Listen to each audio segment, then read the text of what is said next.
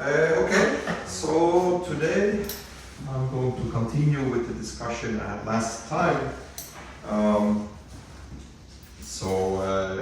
haven't uploaded new notes. I don't know if you have seen or not, if you check or not, but one of the reasons that I understood there was a different convention that I was using, and I saw that yesterday. And I will first update the text accordingly so that it's not confusing, and then I will put it online. That's why it didn't appear yet. Anyway, so today I want to go and first finish the story, how to get a correlation curve for the Aztec Diamond out of the number of cycling paths. And then use that to do some asymptotic analysis, and then really look at the properties, I mean the pictures for the large Aztec Diamond we saw, and identify the random processes. But before I come to that, I don't know if you remember, but from last time, the whole point, and I will repeat this slowly in a minute, is to apply this analytic theorem, to find this correlation kernel, you have to invert a large matrix. And inverting large matrices is hard. Then I made a comment that in the tuplets, actually a tuplets matrix, finite tuplets matrix is difficult to invert, but the tuplets operator is easy to invert. So when you take the number of paths to infinity, and you look what happens in the analytic theorem, and actually instead of inverting a matrix, tuplets matrix, you have to invert a tuplets operator, and that's something that you can find a formula for, and that you can insert. And before I come to that, I just want to remind you how to invert a tuplets operator. Okay, so I want to talk a little bit about tuplets operators. We saw already a little bit in the first lecture, but I want to say a few more words about that. Okay, so before I come to the Aztec Diamond, just some comments.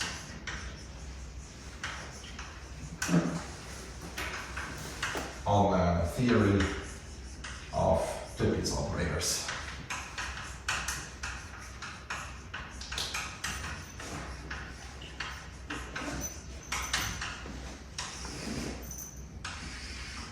Okay, so it all starts with a symbol, right? So we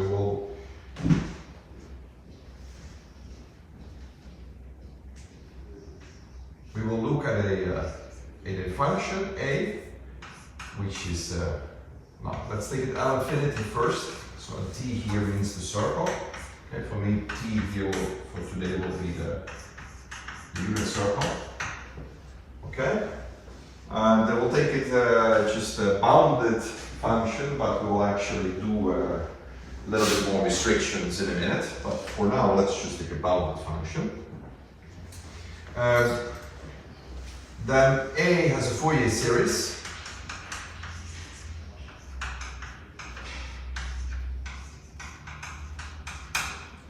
Yeah, it's a Fourier series.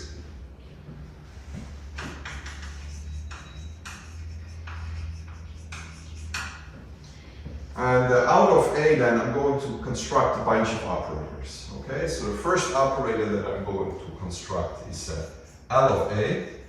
So that's the Lauréat operator.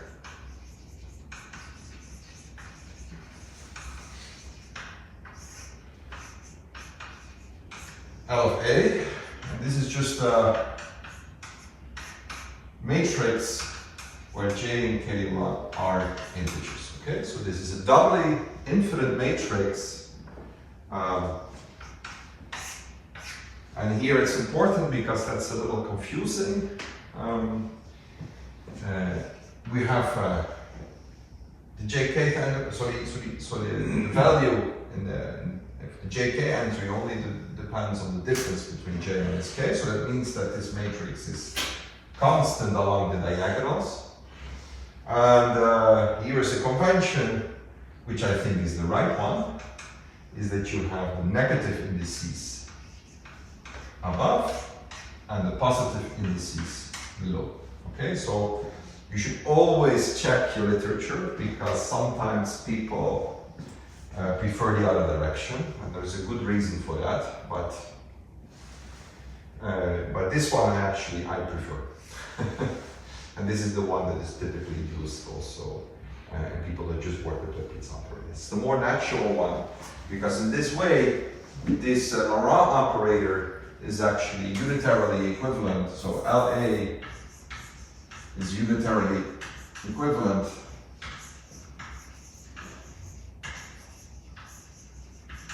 to the operator M of A that acts on L2 onto itself, and that maps F to A times F. It's just a multiplication operator. And if you see what this multiplication operator does in the Fourier basis, right, then you will see that multiplication is just a convolution it's just a convolution with the Fourier series of A, and then this actually it's natural to happen in this is decreasing. So that's why I like it actually. Okay, and it also shows that this is not difficult to see. It's just a convolution, and it has some important consequences. Okay, so A is defined on L2. A is defined. Yes. So and A is defined. It's defined on L2. Yes. It's just an L2, and of course it's well defined because A is bounded. There is zero A is bounded, right? So A is not bounded, which you actually also because the only Fourier coefficients are defined for L1 sequence functions. But then this is not necessarily a bounded operator. So to have this bounded operator, you need that the A is bounded. Of course, you don't have to do this. You can study classes of symbols that are not bounded, but I'm not going to do that. But people do this, of course. Yes. Oh, so that if you have two symbols, then L of A times B is of course just L A times the L of B. Yeah, that's just an obvious statement.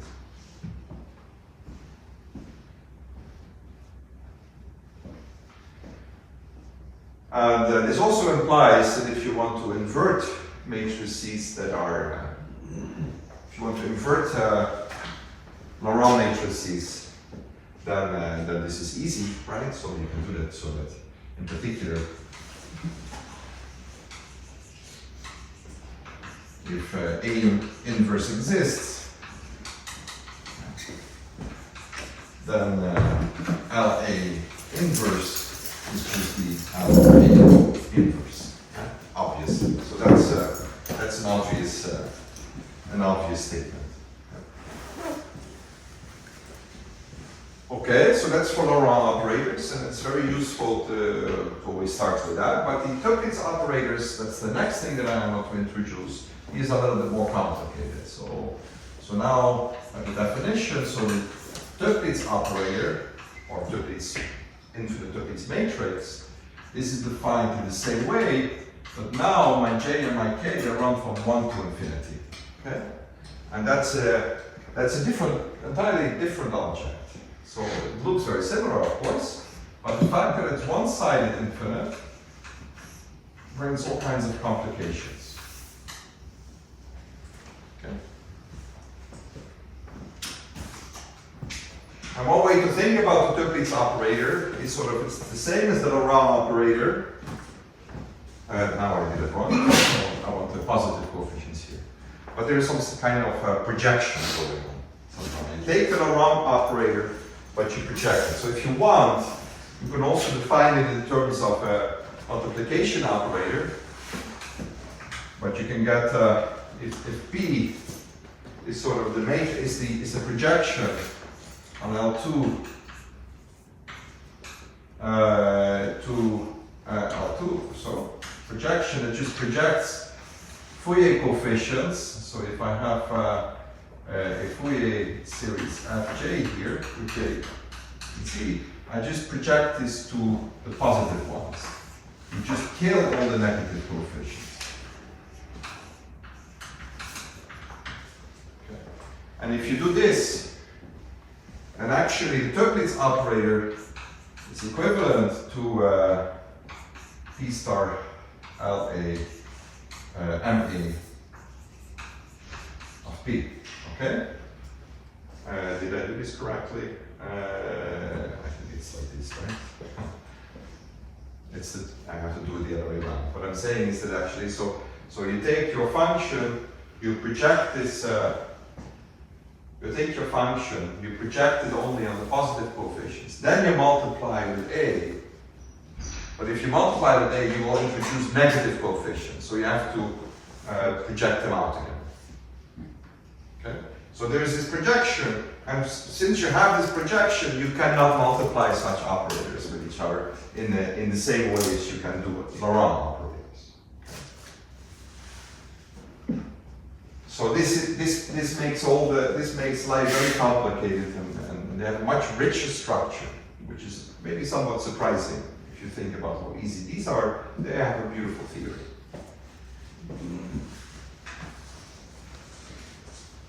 So now there is a very nice lemma, and this is the core of everything, of what's coming now. Is that if you take a Toeplitz matrix, now let's take two symbols.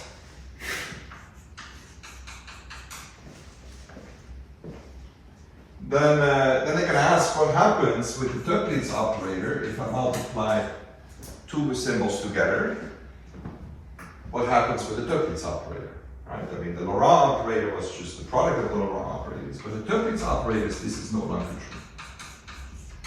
This is not true in general, but you can correct it by adding an extra term. Okay? And here what is H? HA is the Hankel matrix.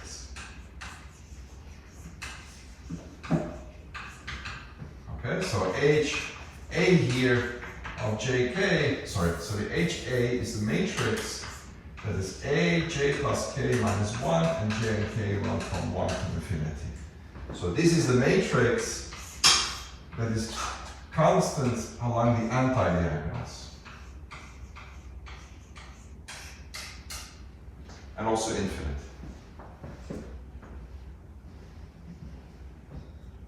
And we also have a statement that here the B tilde, because I have the Hankel matrix of A, then I add the Hankel matrix of B tilde, and that's also notation I quickly pushed through last time, so let me just say this again. The B of Z is just the B of 1 over Z, so you just flip the Fourier coefficients, the ones with negative index become the one with positive index, which means that H, if we just write it out, B tilde is just B minus 1, B minus 2, B minus 2, and so on.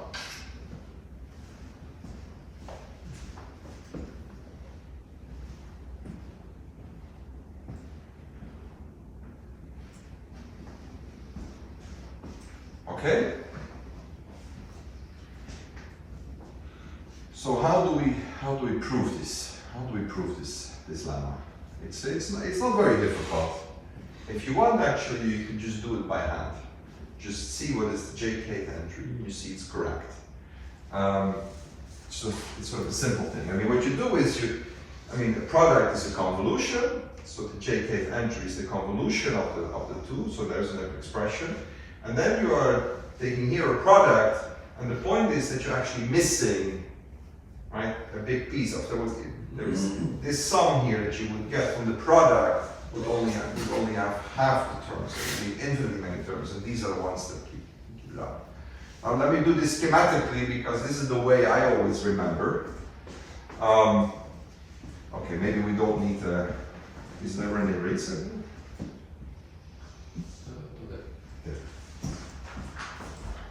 The way I always remember is the following. We know that the Laurent matrix, we have just a simple multiplication. So what you can do is that you write the Laurent matrix, right? This is A0 everywhere, and A0 everywhere, and then A1, and so A minus 1, and this is A1, A minus 2, A minus 2, and then here I have A minus 1, and so on. Yes. I just cut this into a number of pieces. And what you will see here is that this is a Tilings matrix, right?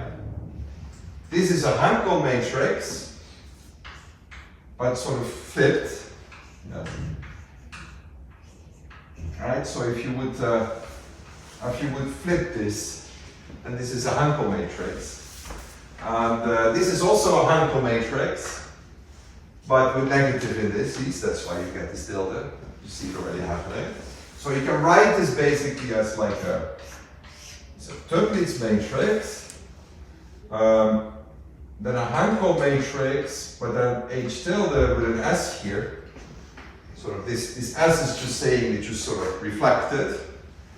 Here you get a Hankel matrix with an S and star, and here you get S of T of A of S star. Okay, it's just reflected. It's just showing that you're right. And now, if you now use this fact that Lauréat matrices actually, the product of Lauréat matrices is the product of the symbols, and you work this out, right? So LA's, then we see that, okay, whatever is here, I don't care.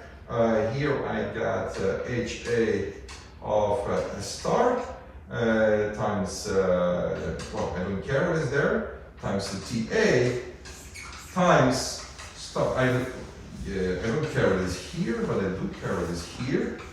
B tilde times no, I don't care what is here, and here is TB. Yeah. This is the Lauréat matrix with respect to A. This is the Lauréat matrix with respect to B, and I know that this should be equal. Just well, whatever is here, and it was here is the T of A times B, because this is the Lauréat matrix of A times B. And if you then see what is the product of those guys, it's exactly what I wrote down. And the S is, so this is the way to remember it. And this is, you know, you can prove this just by hand easily, but I somehow like, I like this structure.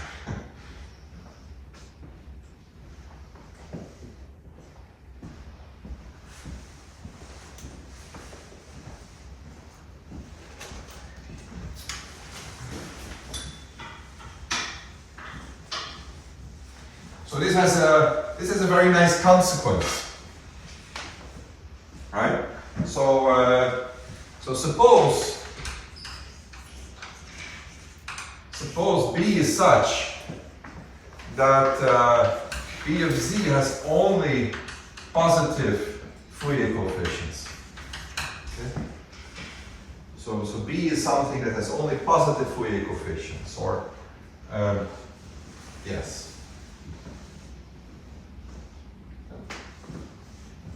Then TB is what is upper, is lower triangle, right? Is lower triangle.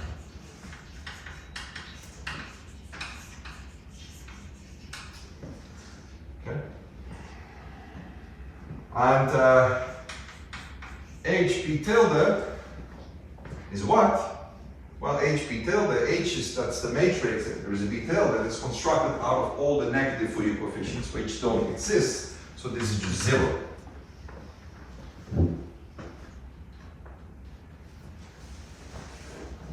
Okay, so that's very nice. This means, thus, it means that if I have that, and I multiply two matrices like that, then yes, then I actually do have this. Right? Then I can actually just factorize them. And similarly, if A of Z has only negative Fourier coefficients, yes,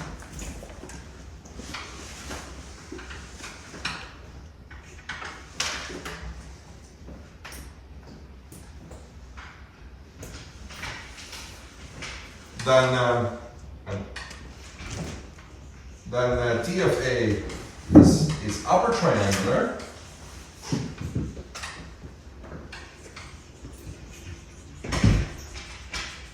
and H of A is also 0.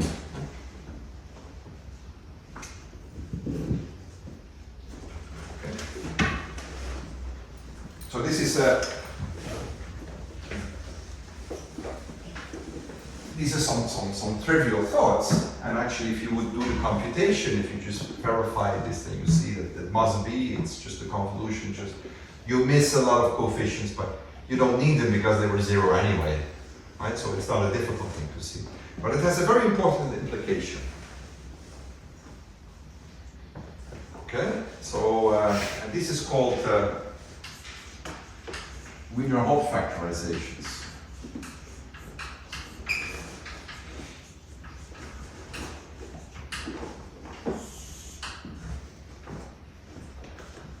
Okay. So suppose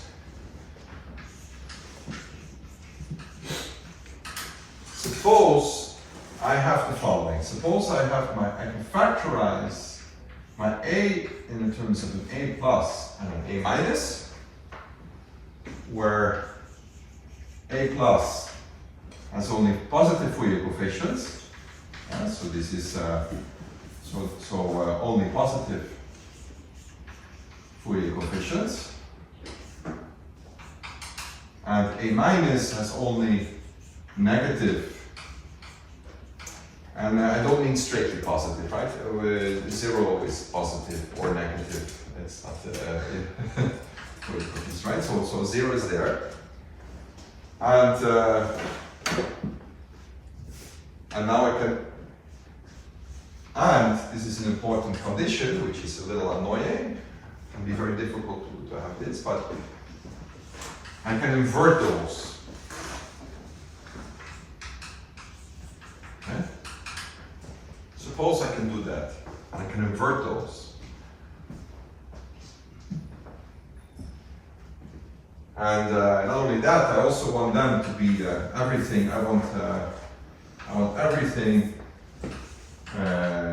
I'll say a few words about that because it's maybe a little too much to ask for. But let's say that everything exists. Okay, everything is bounded.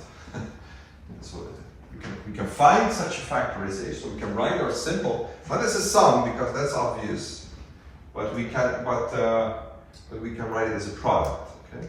How to find the product is not entirely obvious, but suppose you can do that. Okay. Well, okay, then I have a claim. Then the T of A inverse is given by a very simple rule. It's just the T of A plus inverse times the T of A minus inverse.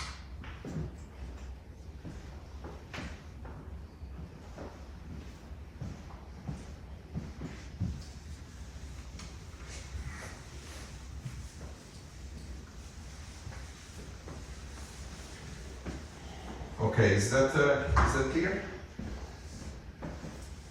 And the proof is very simple. We just multiply. So proof. Let me just check that it's just an inverse. Let me just check that we have an inverse. I mean, we just have to multiply things. So let's just multiply TA with this operator.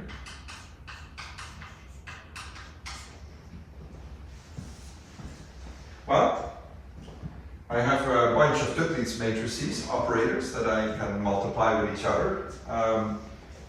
If I multiply them, I can use this principle to sort of concatenate, right? Just to bring the to write it as a product of the symbols. But then I get maybe some Hankel terms. But the beautiful thing is that this guy would give me just the T of A times A plus inverse. But then I also should get a Hankel term, but the Hankel term is zero because A plus has only positive Fourier coefficients. So if I take the tilde, it only has negative Fourier coefficients, and then the Hankel operator is zero. And well, what is A times A plus inverse? Well, A is A plus times A minus, so this is A minus times the T of A minus inverse.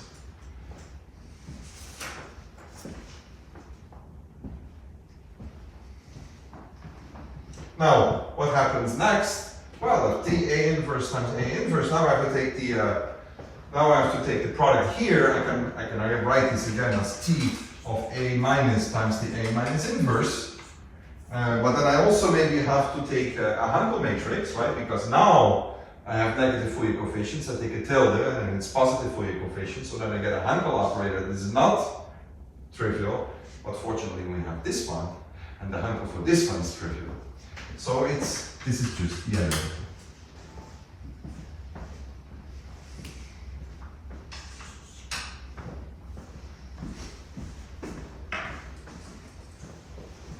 Okay, so this is a very nice way of defining an inverse for a Duits operator.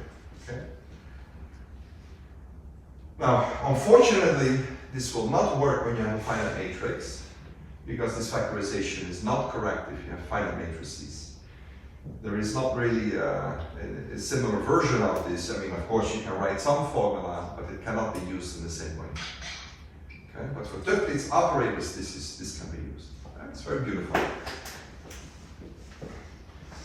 Let me also say something that for those of you that like block Duits matrices, this is a little bit more difficult because I did use some commutativity of the things also, but you have an equivalent version. So those that like block Duits matrices, there is a version for this, but you have to have two factorizations, an A plus A inverse, A minus, and A minus A plus. Okay.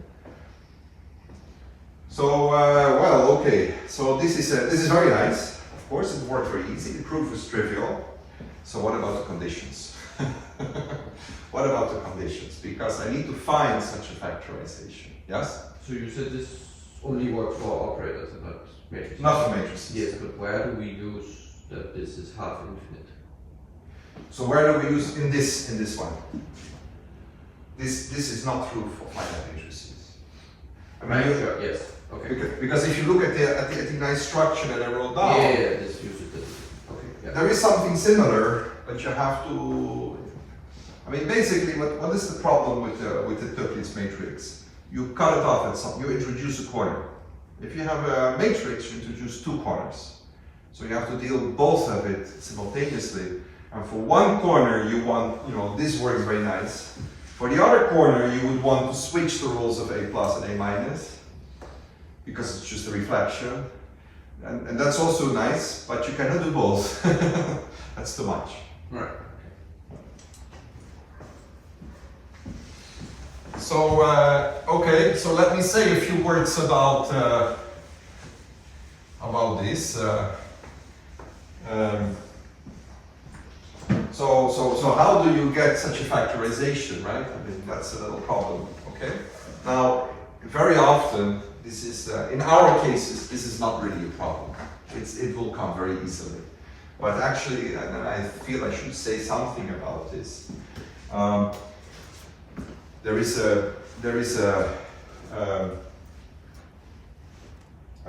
actually a beautiful theorem. Some beautiful theme. I just want to mention very quickly. It's not so important for the course, but since we're here, why not mention it anyway? I mean, one way to get such a factorization. I mean, factorizations are difficult, but you take the log, it just becomes a sum. It becomes much easier, right? So you can say A is just take the log of A. Well, I mean. Then I can take just, this has Fourier coefficients, and I just take the positive, so I take the log of A, and then I take the positive plus the log of A, and then the negative Fourier coefficients, and then, okay, my A plus is just going to be the exponential of that one, right? That's a simple way, but of course you have to be very careful because you take a logarithm. And the logarithm is defined. Well, A could have zeros. It's a little nasty. And not only that, when I have a log of A, you might also you have to be a little careful. We're also going to invert this guy. Okay, so it's a little nasty.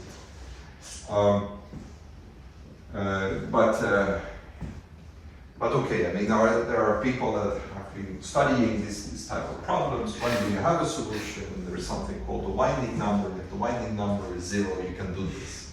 And so there is a general theory for this. Yes. Okay. So let me, okay, maybe that's enough. I don't say much more. Maybe don't say much more than that.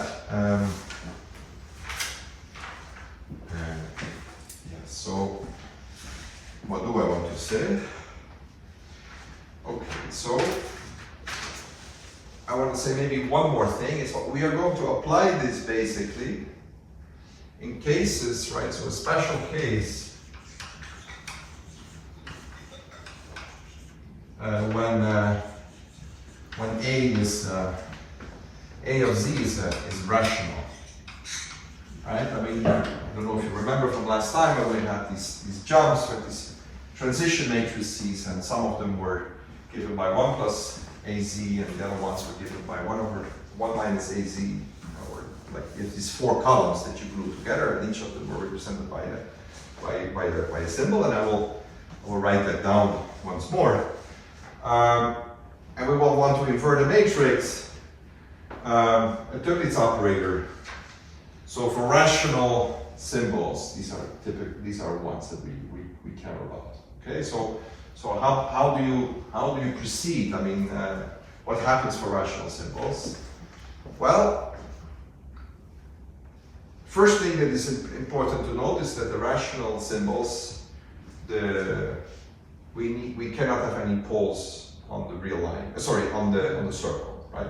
So no poles on the real line. Sorry, on the real line, on the circle. Okay? And if there are no poles on the unit circle, then this is actually the Fourier coefficients are exponentially decaying, right? Because this is analytic on an annulus, and then it's sort of classical that the Fourier coefficients will die out exponentially. Okay, so then just say that the AJ will die out like something to the minus J of Z, right? And where C is sort of related to the annulus that you can extend it to, right? So the maximum. Okay, so but that's an important thing. So these things, these Duits matrices, they are really diagonally dominant, right? There really are. There is nothing at the. It really dies out exponentially. Okay, so it gets very interesting when you drop this assumption. But for us, this is for now. This is what we want. Okay. And now, what about these kind of factorizations? Well, these factorizations, they are actually not so difficult, because what you do, okay, you need to write this A plus and A minus, and well, I need also that this A plus and minus sort of these inverses exist, okay, and what you do, if you have such a symbol, if it's rational, you're going to look at everything that is inside the circle and everything that is outside the circle. So let's take AZ, let's write it into the following form. It's going to be a product over terms with zeros and poles outside, inside, and zeros and poles, and I also take the zeros for a minute outside. Okay? So I just take all the factors. I mean, it's a rational function, so it will have lots of factors with z minus alpha j here, and then we have a z minus beta k. Yeah, so these are the poles, and these have now to be all inside, and I can factor out something like this. Maybe I have a gamma j and then z minus delta j, and these are now outside the circle or something. Okay, and then typically what you want to do is maybe, yeah. Okay, and we can have some things also at infinity, so maybe there is something, I mean I could have infinity also here. Okay, so let me just not, and what you're doing then is just, okay, everything that was inside that is actually part of my minus z, and this is everything here that is in my positive z. Okay, so that's how you compute such factorization. You put everything that has poles and zeros inside, they put it in minus z, And then what you will see, I mean, why do I do this? Because then you can see that actually you can take the inverse and they are of the similar type. Because the zero, if you then take the inverses of those, the zeros and the poles just swap and everything remains inside.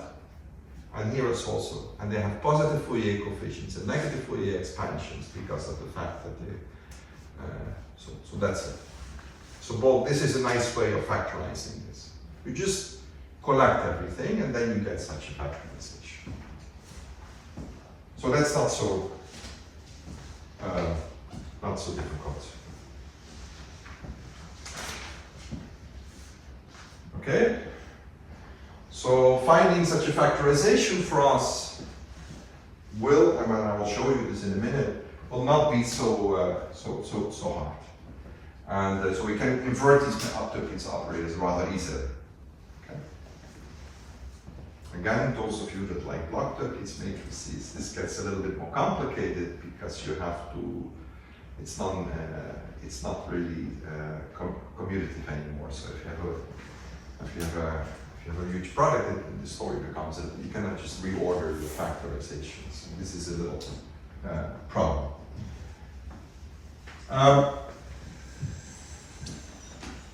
Now, and finally, let me say one thing about Tn. I don't want to say too much about this, but what about now Tn of A, right? So we have Tn of A, which is just the same matrix, but now J and K really run from 1 to n. So I have a finite turbulency matrix. Okay. But I have just a question about this decomposition. So imagine that A of Z has just a single zero inside the disk. Yes. So the A plus in your decomposition would be just 1, and this A of A minus would be this single factor, but Yes. this one doesn't Yes. have Yes, that's right. only negative. Yes, so that's right. So I should have. We have to count also. Yes, I'm sorry. Yes, you're absolutely right. I have to count here. You're absolutely right. I have to count.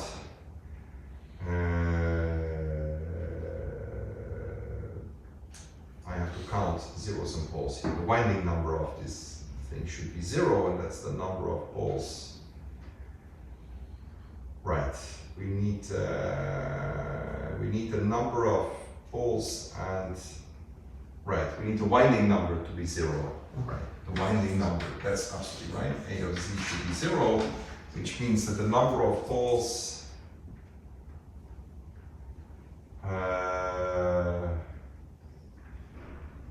So if you have a 0 inside, you should also have a pole, and Yes. now you get Yes. something that is homomorphy. Yes. With this one you can extend. Exactly. Yes. So you need that. Yes. Okay. Yes. So I was a little too quick. Thank you for that remark. Yes, I was a little too quick. We need to win the right. We need the number of zeros and the number of poles outside to match. Yes. There is a rule for that. Otherwise you won't be able to do this. Yes, sorry. So I should have said something more about the winding number. Sorry.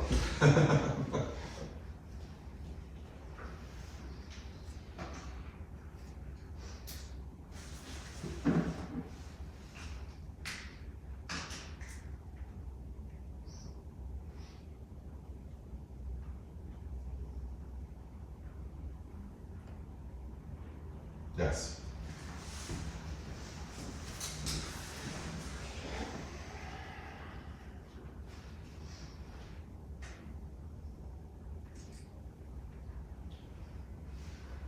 Yes. The winding, you're right. I mean, there is another.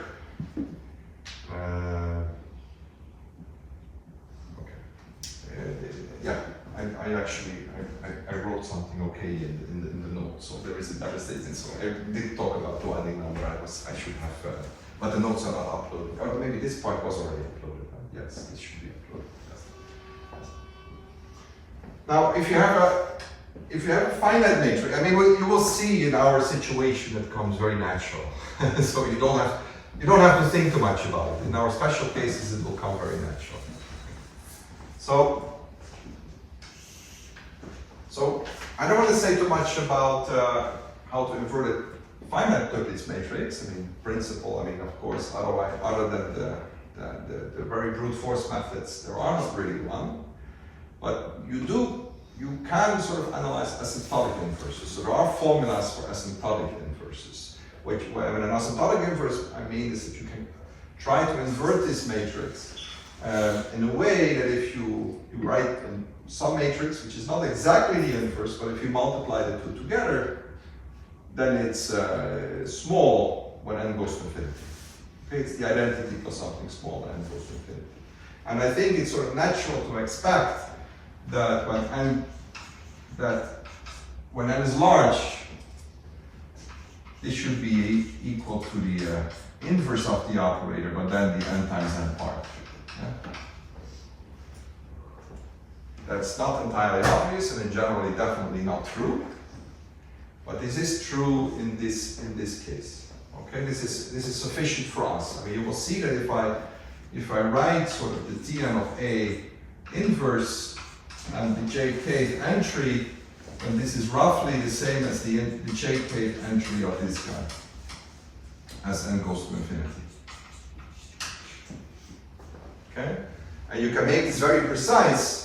I might do this in a later lecture in a more general way, but it should also not be extremely surprising, because if you just multiply these two things, what you miss is something that when n goes to infinity, right? So if I look at Tn of A inverse, I multiply this, so then I have to take the sum over L times the T of A inverse. And now L only runs from 1 to n of Lk, right? That would be if I multiply these matrices inverse, right? This is just the multiplication of the matrices, and L runs now from 1 to n. You know, what I miss is the tail when L is larger than n plus 1. But I already said that the Duits matrices we're going to look at,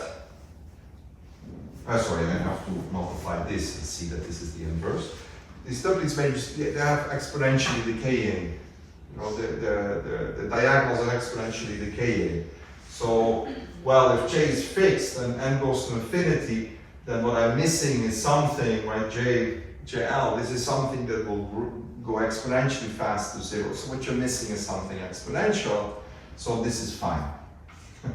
It's okay. It's okay. My 3-year-old son would say, "It's okay, Papa. It's okay." So this is. But this has also been studied. You can wonder, like, for what kind of symbols you can do it. There's a whole theory that sort of like how do you optimize the regularity. But for us, it's not a problem. It's just something you easily check. Okay, very good. I think that is probably. Oh wow, it's a bit fast. This went too slow, but anyway. This was all I wanted to say so far now about Duits operators. We will see more of it coming in a later lecture. Yes, is this okay? Yeah. Okay, so now let's apply this. Let's apply this.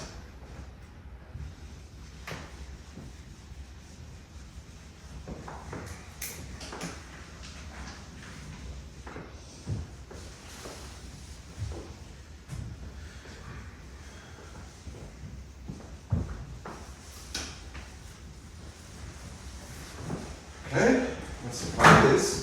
And I'm going to apply this directly to the situation that we had last time for maybe the LGV theorem, so let me just remind you.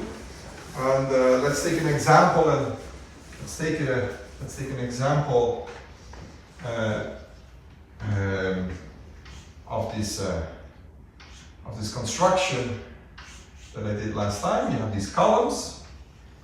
Let's take a bunch of columns of type 1, and then I have these columns of type 4. This is the one that I like most because that's related to the Aztec Diamond. So we have these graphs like that. It's of course infinite, but I can only draw a finite part.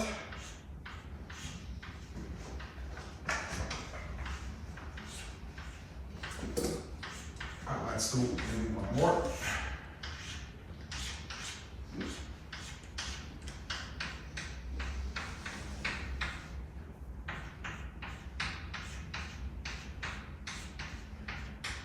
Yes, so let's take this graph. And now we're going to take paths. Right? And we were looking at non-intersecting paths. So they started, let's say, at 0, -1. Is this readable from the back? 0, -2, 0, -3, and so on.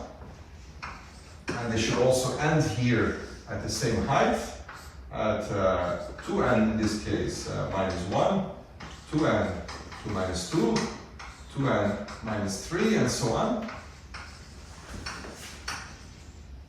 And then I had non-intersecting paths, so they can go maybe like this.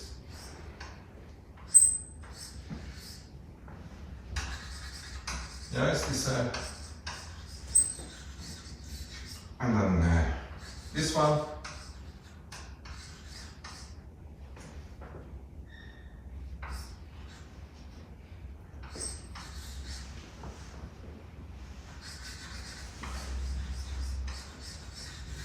So this was, is this okay? Is it clear?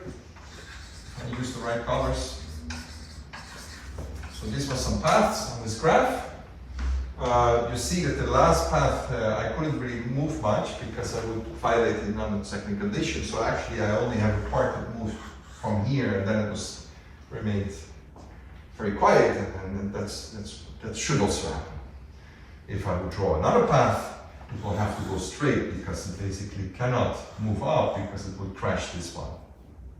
Okay, that's a principle that I mentioned before. If you take lots of paths here, if you take more paths, they all necessarily have to go straight. Right? So that was this principle. Once more, right? So this one would move. So here I have a path. This one is quite free. But this one, if I want to draw this, if I would go up here, I would crash into this one, so I cannot do that. So I have to already stay put here, but definitely what needs to happen is I have to be in this part because I could never crash into the end point from the first path. So my path will always have to go here and here and here. Basically, there is this line that basically says that only above this line things are non-trivial. The rest is trivial. And that's important because that was for the shape of the Aztec Diamond. Okay? So so maybe let me just draw this quickly again.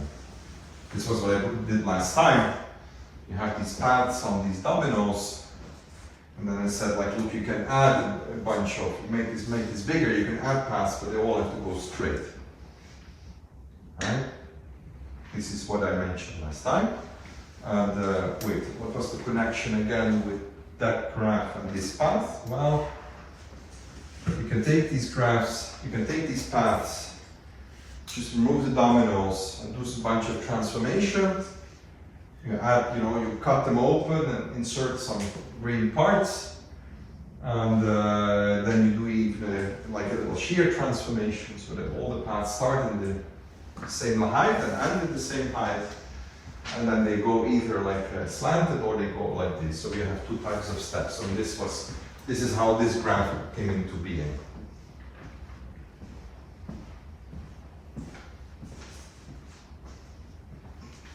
Now,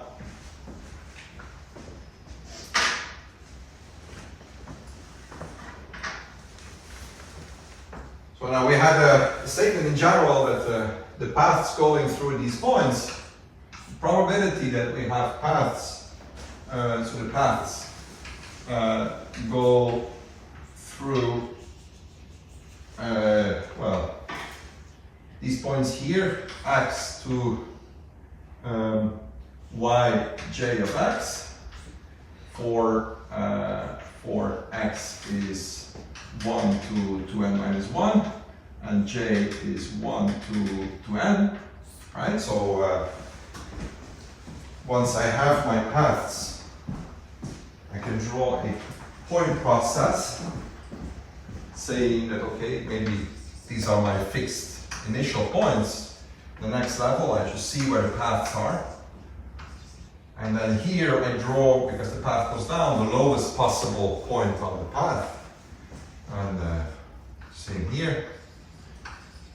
And then I have, lowest possible here. So this is my point process.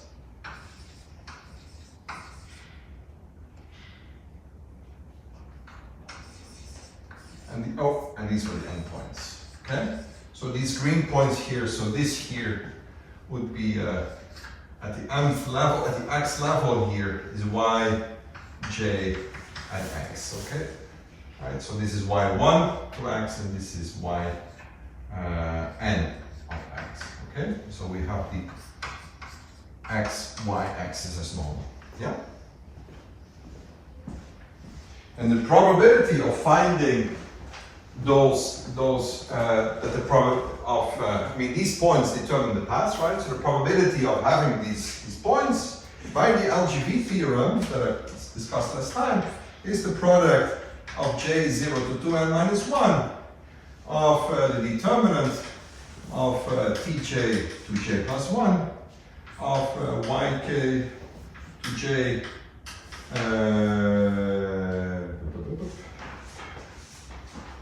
yes. So let me write this as x, right? So we have x to x plus 1. I'm having x here and y to x plus 1 of j. That's right. J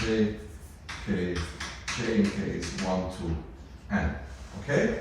So we have these transition matrices that go from one level to the next. Okay? And they contain what? They contain the weights of the graph. Okay? So we had an underlying graph. The paths are an underlying graph, and the underlying graph, they have weights. Okay? And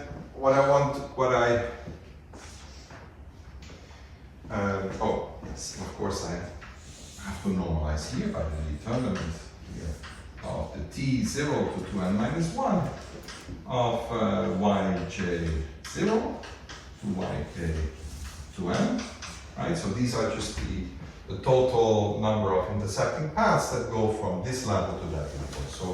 So yj of 0 is the yj of 2n is minus j. Yes. And we have the notation that Tm to Tm prime is the product of these matrices. Okay, they are infinite matrices, so you can actually, so it's a Tm plus 1 to Tm prime minus 1 to m prime. Yeah, it's just, these are matrices, transition matrices. These are infinite matrices, doubly infinite matrices, and we can multiply them, right? So these are z times z matrices, right? They say exactly how you go from one to the other. Right?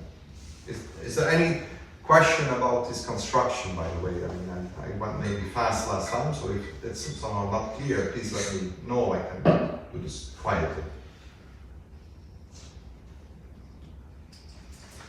The second index in the denominator, this determinant of t0, is it 2n instead of 2n minus 1? So this is 2n, so yes, this is here. Yes, but the sub-index for t. Ah, this one here. No, the denominator? In the notation, yes. Yes, exactly. Right, so now the point is that what we are going to do is that we are going to look at these matrices here. They contain all the weights, and so if you look at the tx plus 1 from y to y prime, it basically says how you go from, this is the sum, right, of the weights, the sum of the weights It's not really a sum because there is not really a sum in this case, but the weights of the paths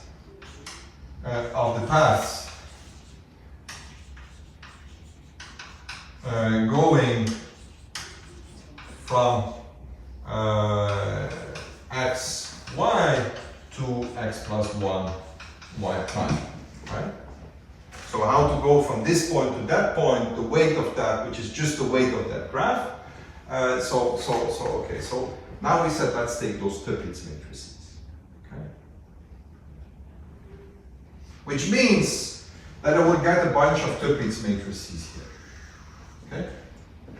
It also means that this matrix by itself here is actually a large Duits matrix because, I mean, these are, actually I should say these matrices are Lauréat matrices, right? So they actually are Lauréat matrices, they are doubly infinite. So I can multiply them and just multiply their symbols, so that's good. So this is a good class of things to study. And now the whole point is what we need to do is if we define the Gij as the t0 to 2n of yi0 to yj to n. If I define it like this, which is just the t0 to 2n of minus I to minus j, yeah, these are the endpoints for I and j running from 1 to n. We have to invert this.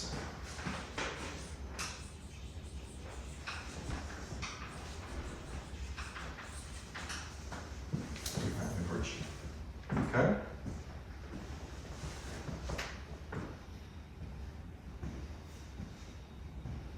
And once you can invert G, you just insert it into the formula and you just compute, okay? I will not do that whole computation because it will be a little difficult. But it's in the notes. It's a very cute computation. So I should update the notes,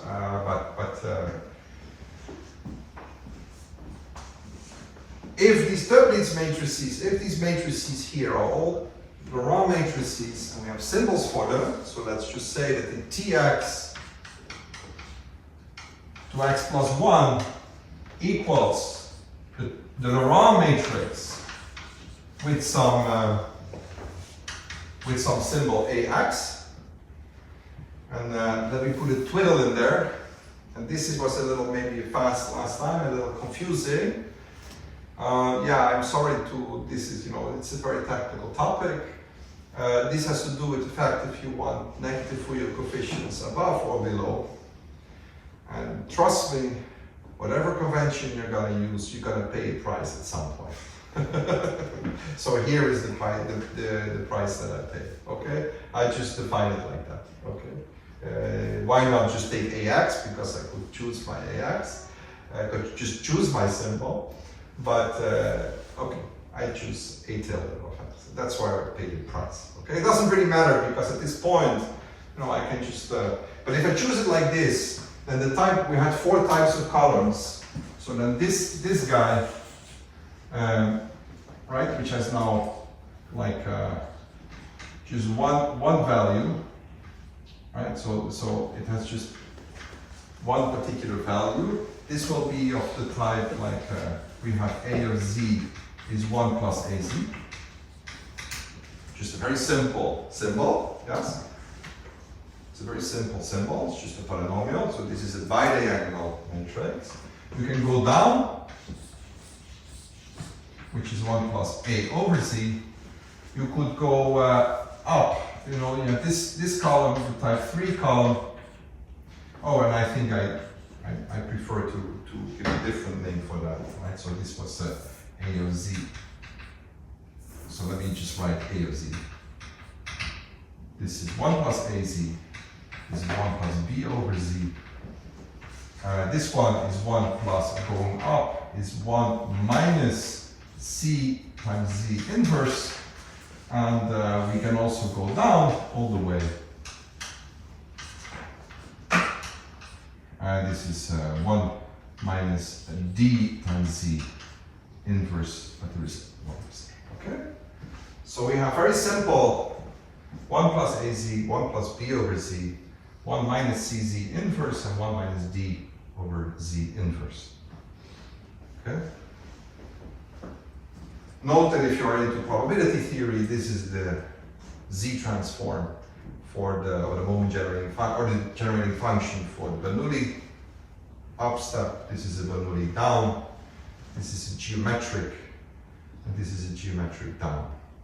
Okay, so these are sort of natural ones. Okay, so we have to invert this matrix, which is an n times n matrix. And I actually think that maybe I will just not do it because it's in the notes, and I think I want to continue also a little bit. But now I basically told you how to do it. You just invert this matrix. You just take you take a factorization if it exists. If such a factorization exists, then you can just invert that, plug it into the sum, and just simplify it. Okay, and just simplifies. It's a very cute computation, but maybe something you just do at home. I will just give you the answer. Okay?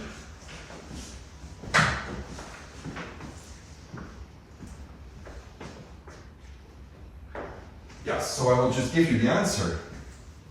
So we have a kernel Kn. So there's a theorem, okay, that if I take my A of Z, if I say that this is the product over all this, right, we have a product over these Duits matrices, so it goes from x0 to 2n minus 1 of Ax of Z. Yeah, we have, you can choose your columns in whatever order you want. Right? You can choose them however you want. So this gives you a bunch of symbols. Right? And each column has its own parameter. Right? So we have, for each column, we have an Ax. We're going to take a product from 0 to 2n minus 1. And then we assume this has a Wiener-Hopf factorization.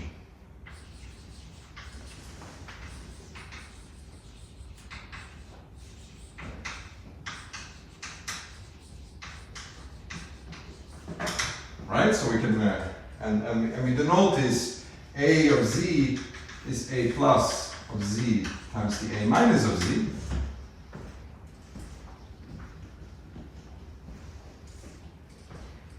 Then the limit of n going to infinity of the kernel, which is yes, y is x prime y prime. This is going to be nice formula. It's going to be some parts that had, remember the Eiler-Meter theorem had two terms. One term is actually the not so extremely interesting term, but I have to add it anyway. This is when x is less than x prime.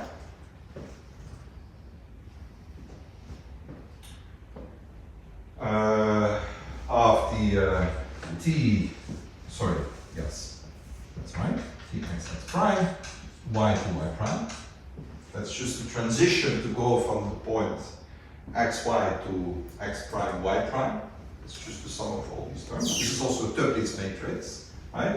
So actually, let me write this, sorry, I should write this immediately in the Fourier form.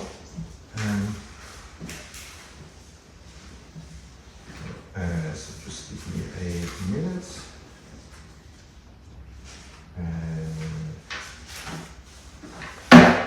No.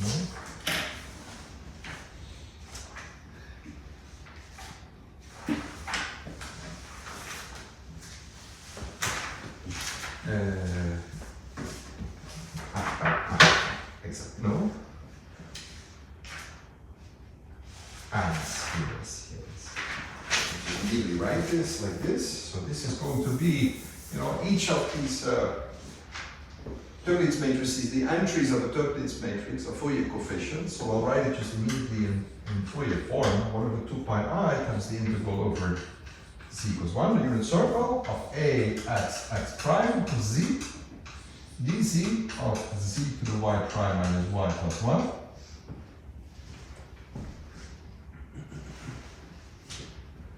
plus 1 over 2 pi I squared times the integral over dz, where z is actually going to be 1 plus.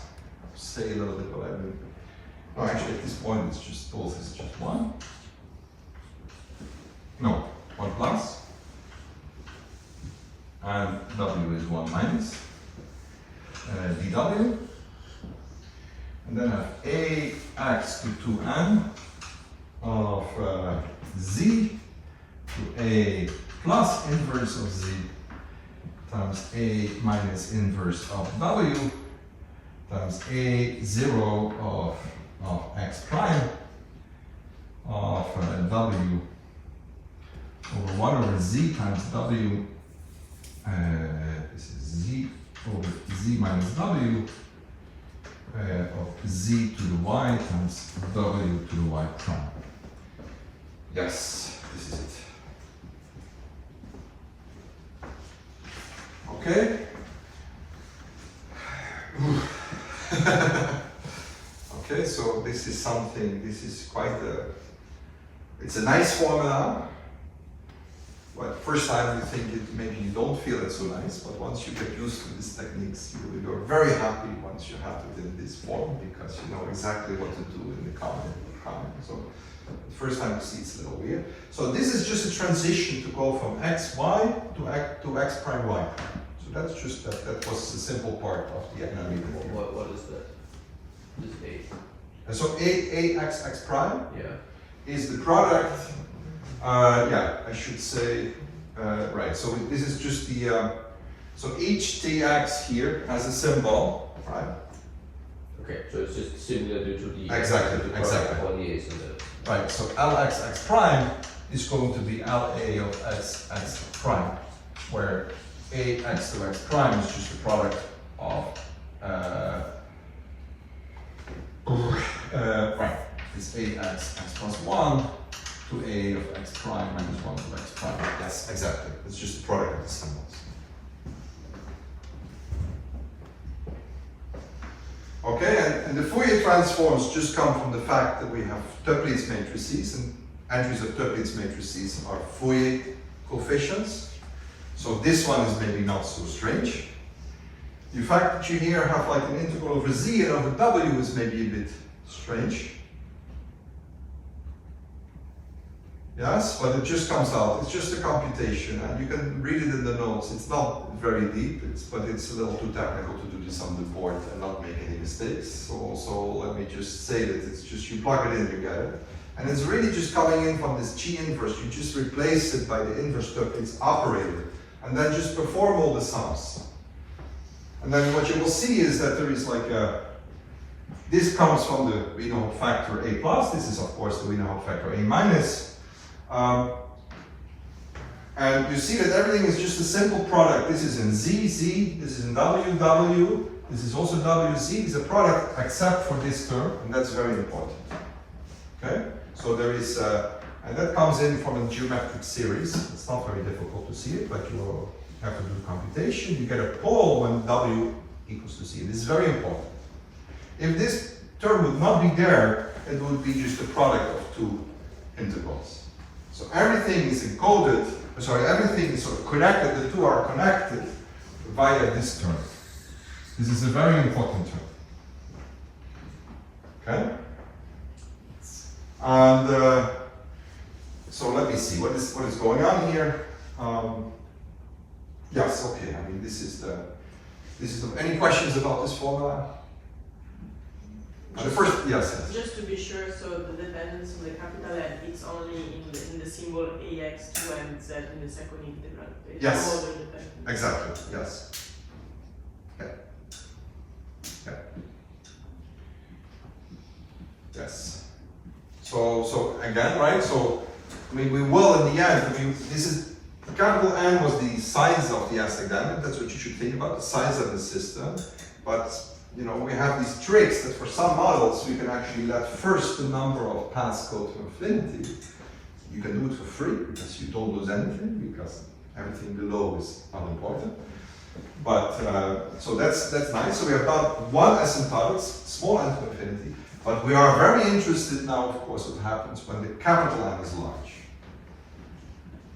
You can also try to study the kernel when both n and capital N go to infinity simultaneously, but then you cannot use this trick that I just did now, and that's a much harder problem. and you can also study that, people do that, including myself, but that's a much harder problem. Sorry, which trick did you say? The trick that you can replace the ground matrix, the finite matrix by the operator. That's really important.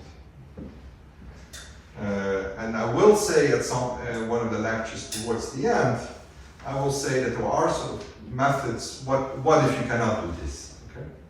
But at the moment, I think it's I could completely understand that you feel like, okay, now you got a formula. Now what?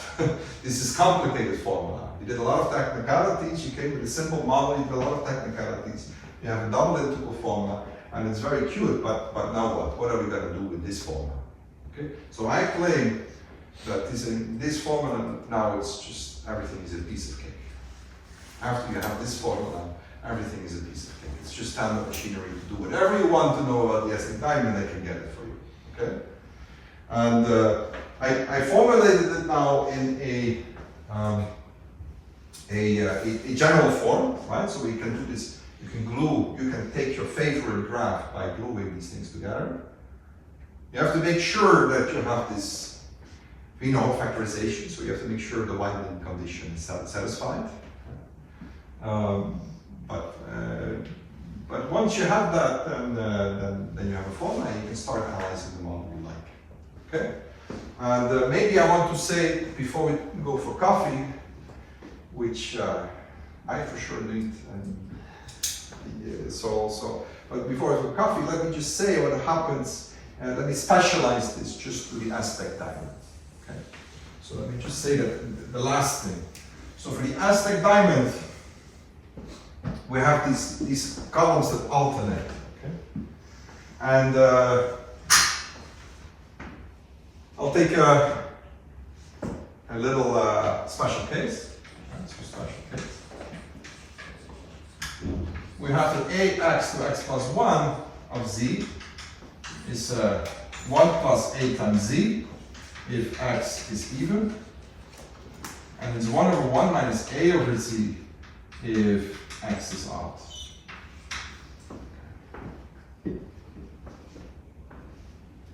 And this a is going to be a number between 0 and 1. Okay?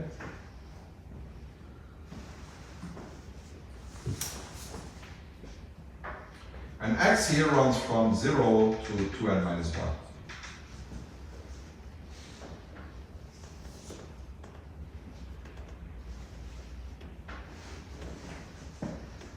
So, what happens then? Well, a of 0 to 2n minus 1, or 2n, sorry, yes, that's what yes, is just going to be the product of x, sorry. If you take the product of all those factors, you would just get a plus az to the n times 1 minus a over z to the n.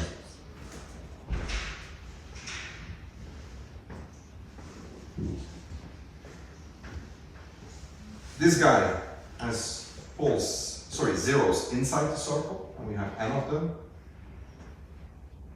Right? And they are, this guy has zeros at minus 1 over a. A is between 0 and 1, so all the zeros are outside the circle. We have n of them. We also have n poles inside the circle. Winding numbers come, that sort of matches, so that's perfect. And now we just say this is the a plus, right? The whole thing, this is a plus, and this thing is a minus.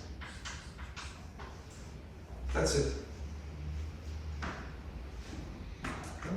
I want to stress again that finding these binomial factorization, there's a whole theory about this, but for us this is all, and you'll see interesting literature, for us this is always trivial. You build your example just, okay? And if you do that, you get a formula for the kernel, okay? So let me me write this. So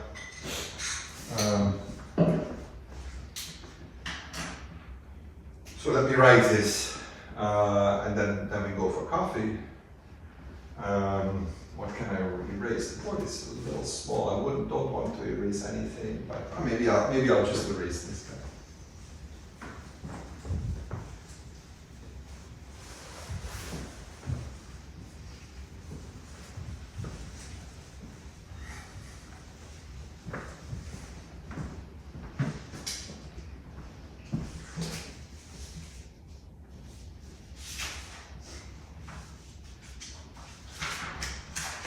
And then what do I get? I get a following kernel, and I'm going to be to make our lives a little easier. I'm going to look at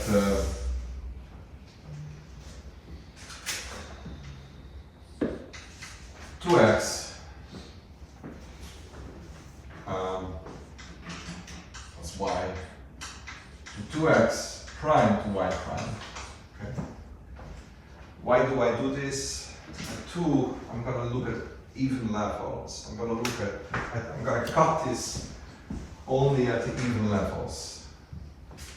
You don't need to do this, but if you do it at even levels, I always know that I make 2 of those steps. I always have 2 of them together. If I stop somewhere at odd level, then I have to sort of see where are my, I have this extra little step. You can do it, but the formula will get even more ugly. It's not so important at this point. So this is going to be what? This is going to be minus the indicator that x is less than x prime times this integral of over z is 1 of 1 plus z to the 1 plus a z to the x minus x prime minus x.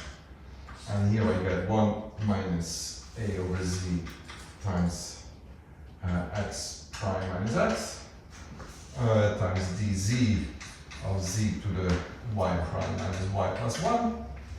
And here I get plus 1 over 2 pi I squared. I get this horrible formula dz dw over 1 plus z 1 plus a times z.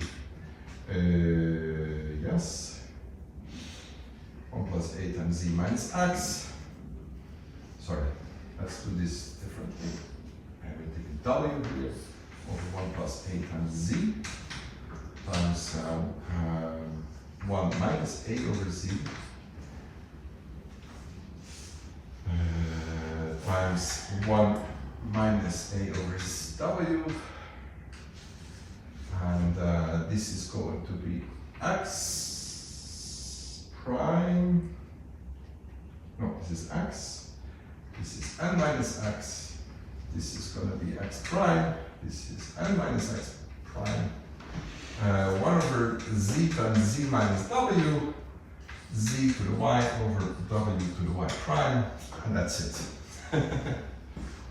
Oh, yes. So this is a kernel that is interesting. Okay, so that's a long thing to write. Maybe one thing I should say before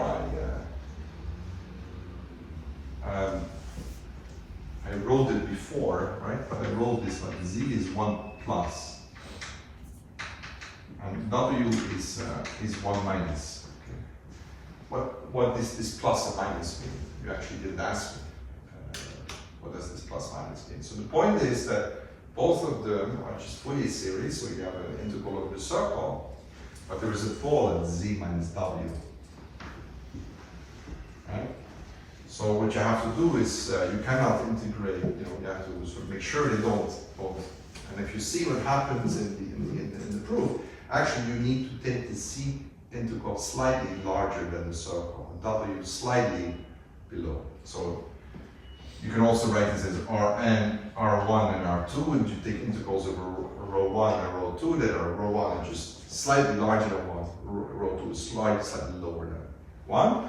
And in such a way you don't get any problems with the other poles. Right? Okay, so that's just a thing. Okay. Now, to finish off, I mean, what is this A parameter? You may have wondered. Yes.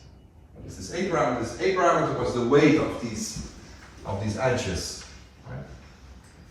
I only introduced that because I want, of course, A to be 1, but then I have a pole and a 0 at these things, right? Because I want a uniform measure, so I want the weight all to be 1. But if I do that, I get a pole and a 0 on the circle. I can't have that. So I'll just put an A there, so I have everything that is not inside, you know, and I don't have any poles and things on the circle. But now that I have this formula, I can take the limit A to 1. Okay, so that's a final trick. You get at A to 1, as long as you make sure that these contours don't hit the poles. Okay? So what you can do now is that you basically take some contour, you can replace this by gamma 1, by gamma z and gamma w, and you just set everything to 1. It was just an auxiliary parameter. And now what we have is that we have the following situation. This integrand has poles at 0, -1, and 1. And what we're going to do is we're going to take gamma z to be around and gamma w like this. Okay? Okay, and then it's okay. Okay, so this is a little trick. I just introduce this parameter so that I can do my Wiener-Hopf factorization. I write my formula and then I just take the limit because that's totally fine because this is analytic in the parameters. I just set my A to 1. And that's the formula. This is the correlation kernel at the even steps for the Aztec Diamond. And I claim that this is actually a very beautiful, simple formula, and we can now, by standard analysis, compute all the things we want to compute on the region. I guess it's if there's questions, they come now. Otherwise, we go. Yes, I'm a bit confused about this last step, right? Because before we do this replacement with the A, the W contour sort of only sees the poles and zeros inside the circle, right? Yes. But now when you do it like this, then you also see the ones that were before on the outside. Yes. Oh, yes. Yes. Yes. Yes. Yes. Yes. So something is going on, right? Why am I allowed to change yes, this, right? Okay. You have to. I was a little quick here.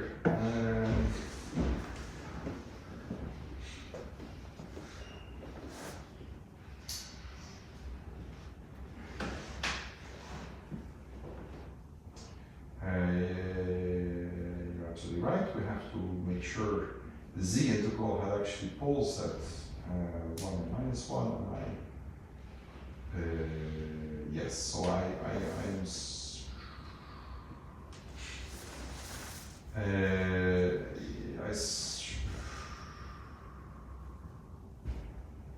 Let's see.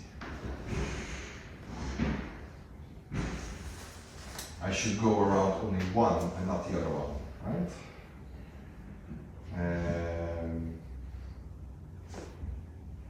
Yes, you're absolutely right. I think I drew my contours wrong here.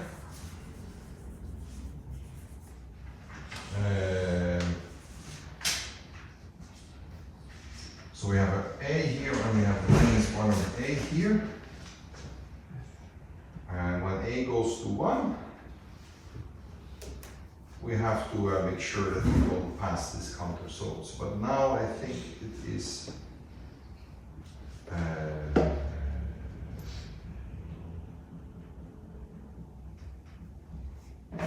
so I have to keep this order. Yes, yes.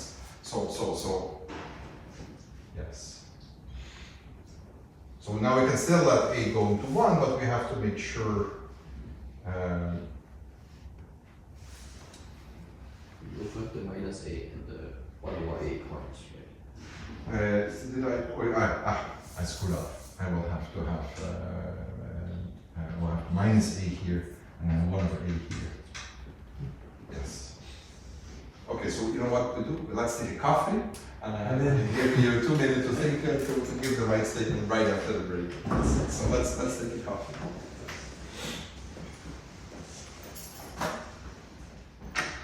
Okay, very good. To come back to the confusion that you pointed out very correctly, I noticed now when I looked more carefully to my notes, I made a mistake. It's not z that should be bigger than w, but it's w that should be bigger than z. And we have this minus a and 1 over a outside. So when a goes to 1, this just goes to minus 1, this goes to 1, and these counters are like this. And gamma w goes around gamma z.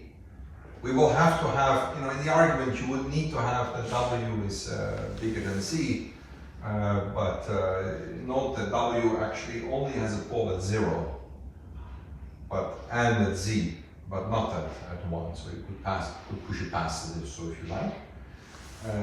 Z has a pole at minus 1 and 1.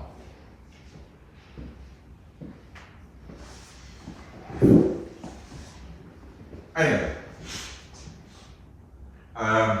that's just to, in the notes it's correct. And oh yeah, by the way, there was also, I should have w minus z, not 1 over z minus w.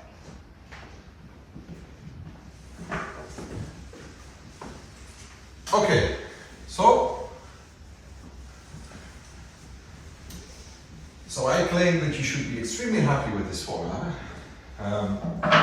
And if you know Laplace method for integrals, then you will immediately agree with me that this should be not so difficult to analyze. However, I will not assume you know this, so I will just give a short introduction to that. Okay, so yeah, it's actually this area. Maybe it's actually good to say this at this point. It's a very nice area because you can approach this area from many different ways. Whatever combinatorics, analysis, algebra, representation theory, whatever you like, you can sort of have something in this area. Another nice thing about the field is that the questions you want to ask are very easy to formulate. I can easily tell you what an Aztec diamond is. I can easily tell you how to take a random tiling, and then I can draw a picture, and you're amazed. And then it's sort of not so complicated math to actually start doing it. However, technicalities are there, as you can see. So it's not like it's an easy question to ask. It's not that you have to read 200 volumes of something before you can start, but it can be quite technical then, nonetheless. Right? So that's something I just wanted to say. So okay, so Laplace method. This is a method that is very simple. So let's start very simple. Let me start with trying to compute an integral.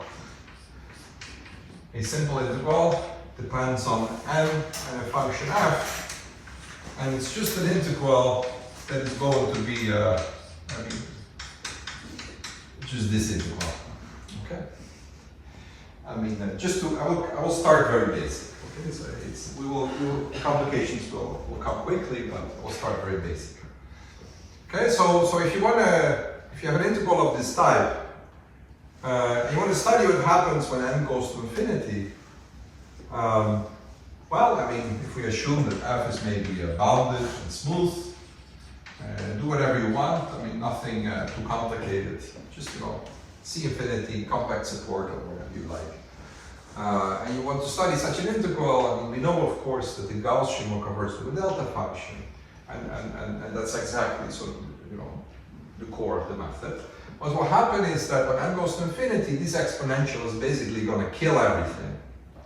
And the only thing that you will remain is basically a part of the integral in a small part of the integral. Let's say let's take a small piece, some interval that goes from n to the what? Now, well, let's take minus a half plus epsilon to n to a half plus an epsilon of f of x e to the minus n of x squared over 2 dx, well, plus the rest.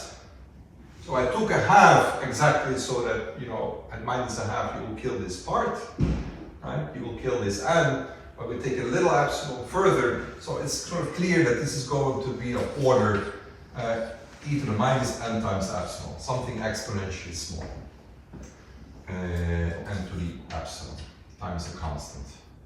Okay? Something exponentially small. I mean, the c here is maybe half. I don't know. I don't care. It's something very small as n goes to infinity. Okay, I'm going to discuss a little formally. I just want to get you a feeling for the math. Okay, and then this integral we can simply compute. And actually, since f is smooth, this will basically be f at 0 plus something of order n to the minus a half times this integral from n to a minus a half to n to the minus a half of the Gaussian integral. Right? Because f is smooth, it will vary at order n to the minus a half, maybe let's say epsilon.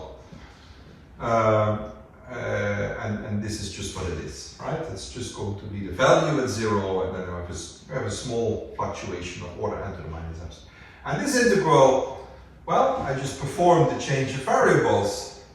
This will be f of 0 plus the order n to minus a half plus epsilon times the integral of minus infinity to infinity, and now we perform the change of variables, minus u squared over 2 du, and here we also get a square root of n. Yes? Plus small terms, okay? Plus rubbish, right? I mean, this is a simple computation. Any proof that sort of says that the Gaussian converts to a delta function, well, it's exactly doing that, okay? But I'm just being a little bit more precise. So, okay. Now let's make it a little bit more complicated. And let's just take now an integral of an in of an f and a capital F, which is now the same integral, but we have f of x times e to the n of f of x, something bigger, okay, something different. And f here is going to be a function, the real line, of course. And let us assume that there is, it has to have sufficient, oh, I should put the minus here. Let us assume that f has sufficient growth in infinity so that it's sort of exponentially decaying, maybe quadratic or something. Let's say that f has a minimum, as a global minimum, and a unique, let's say unique global minimum at x naught. Okay. Well, then basically you are in the same situation. Okay? Because what happens is that when if you draw f, so f is going to grow in infinity, then there is some sort of low, some minimum, let's say is here, right? If it's a local minimum, and let's assume that, you know, then it will be will look like basically like a parabola here at the minimum. So let's assume then also that f double prime of x naught is 0 is positive, and so it has to be a minimum. Then basically, you know, I don't really care how it goes here and here. Whatever is important is what happens near x naught, because then this is minimum. That's where you know, if everywhere else it's bigger, so it will be, this exponential is even pressing this further to 0. So basically, outside x naught, you can throw away everything, and you can do an analysis again. Yes, and that's basically the core of the method. So let's just let's do this quickly. Right, so you just, again, you take in of f. And you basically say this is approximately just some integral in a n to the minus a half plus epsilon value at x like this, x naught plus n to the minus a half plus epsilon of f of x of e to the minus n of fx dx. Because f of x will be f of x naught plus an x minus x naught squared over 2 times the f double prime of x naught plus small order terms. Small order terms. So if you are in the neighborhood of x naught, you can basically replace f by this parabola. And if you do that, then you see that this integral is more or less just in the same as we did before. It's going to be square root of n times, we have an extra factor of f double, so we will have to divide by that, f double of fx naught times the f of 0 plus order n to the minus a half plus epsilon. And oh, yes, by the way, the integral, the Gaussian integral, of course, is 2 pi. So, sorry for that. It's 1 over n, not n. It's 1 over... The n is not, it's 1 over square root n, it's not square root n. Yes! Yes. Yes. Very good. Yes.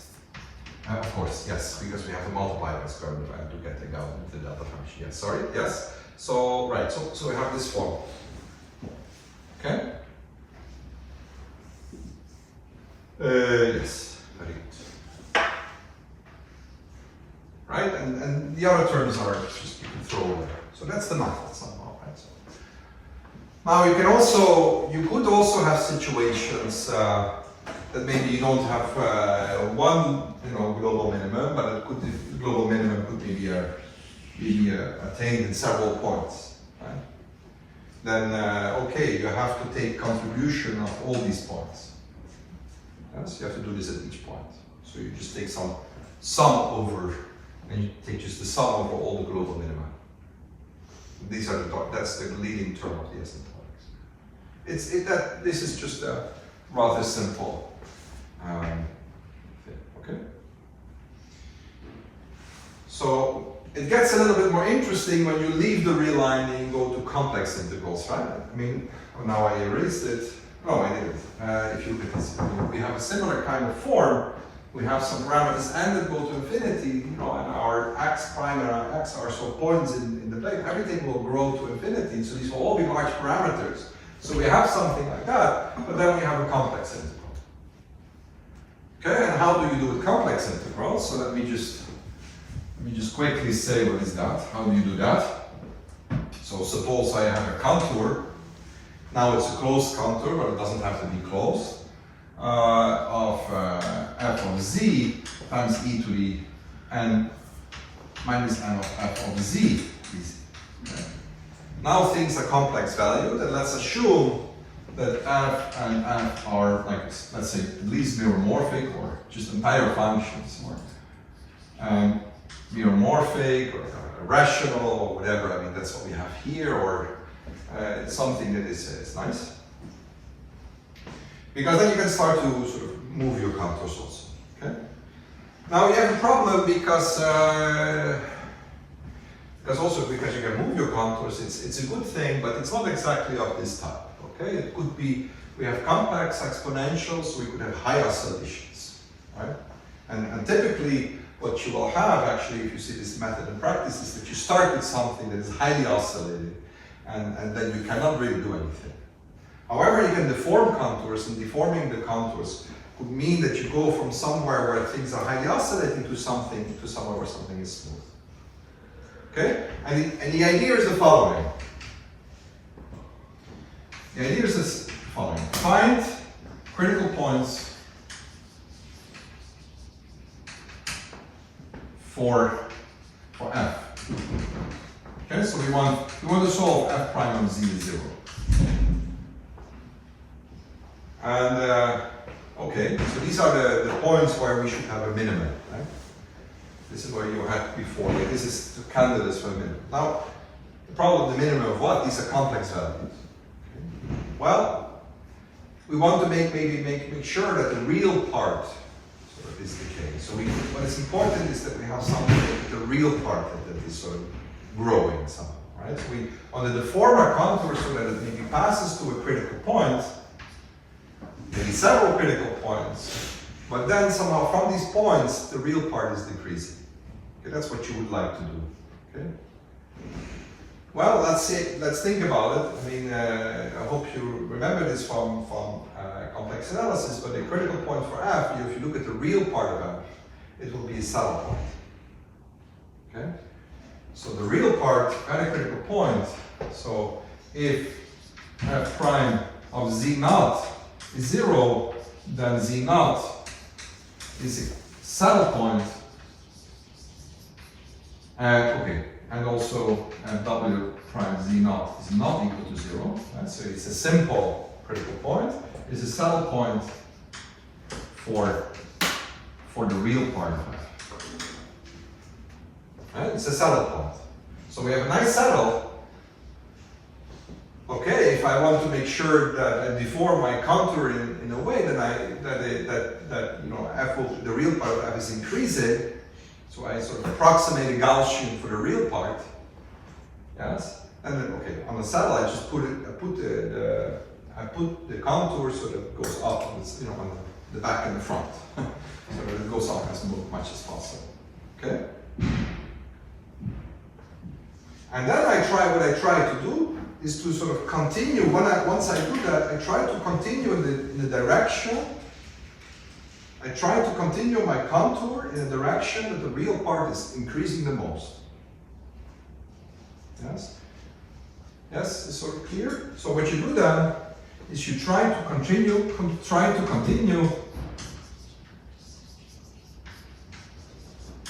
in the direction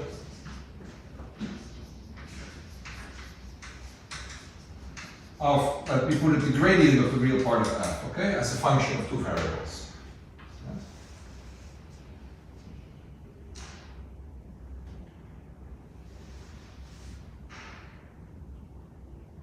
Now there is a very beautiful thing, but the direction of where the gradient, right? So that's why it sort of increases more. We just want to, the real part, increases, right? So we want to, we have a saddle, right? And we have a saddle point, and then there's here maybe it increases, and here it decreases. So we continue here, and then we continue in the direction of the gradient as much as possible.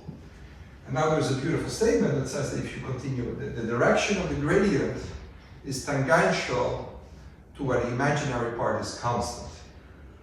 That's a result, that's a consequence of the Cauchy-Riemann equations.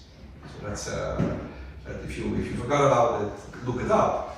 But if you look, so this is where the imaginary part of f is constant.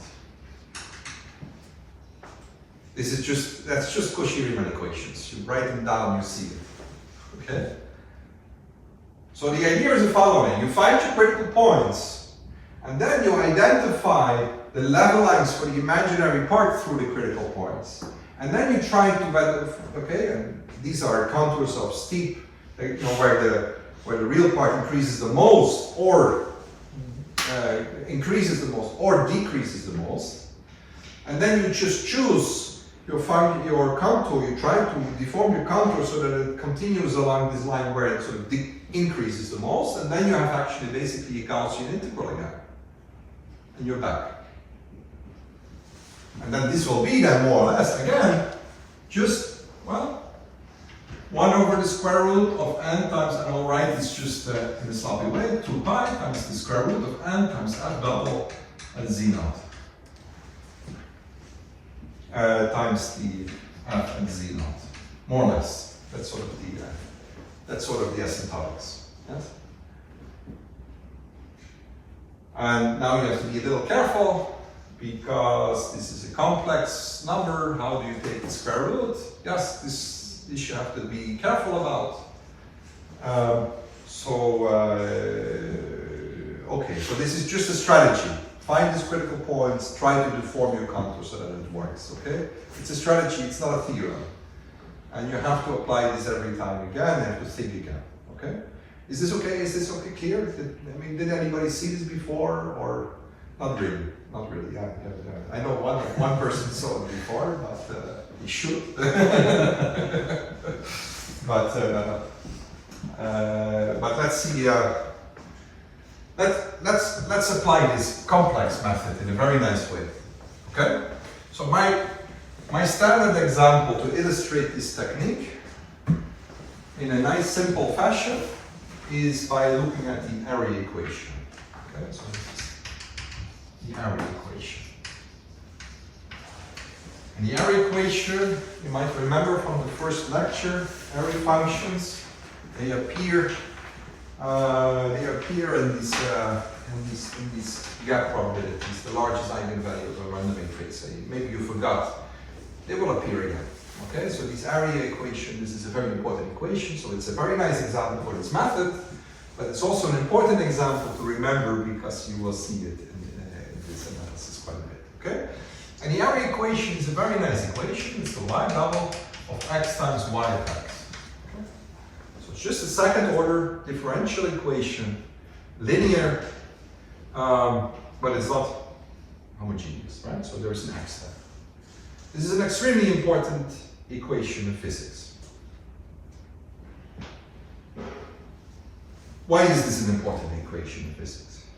Well, it's actually just think about the solution. So I mean, we will give a solution very quickly, but there is no way that your undergraduate math would help you to solve this because there is an x here. But let's see what this x does. Suppose x is just very large and positive, okay? And then we just remove it and replace it by a large constant, and we just get y double is y. Okay, if x is positive, it just says y double is proportional to y. Okay, then you know that it should be sort of exponential behavior, right? If I just replace this by 1, then I get exponential growing or exponential decay. Yes? If x is negative, then we get y double is minus y. Okay, but then we get waves, right? Sine and cosine. These are the solutions. So this would be minus y, it's cosine. So it's actually a very nice equation. It's one of the simplest equations for which solutions have two different regimes. We call a turning point, that where for x negative you expect waves, and for x positive you will get some exponential decay. And that's exactly what happens. Okay? So this is really like at an interface, and we'll see this, the area equation, the area solution, I'll get to that in a minute. There is a nice solution that behaves like this. So it's sort of exponential decaying at the right, and it's oscillating at the left. Okay? And it's the easiest equation you can think of that does that, right? Because if you put an indicator function, that's not easier because that has a discontinuity. X is sort of the simplest function that is negative, right? And so this is, and that's also why it appears everywhere in physics. So this is a very important equation.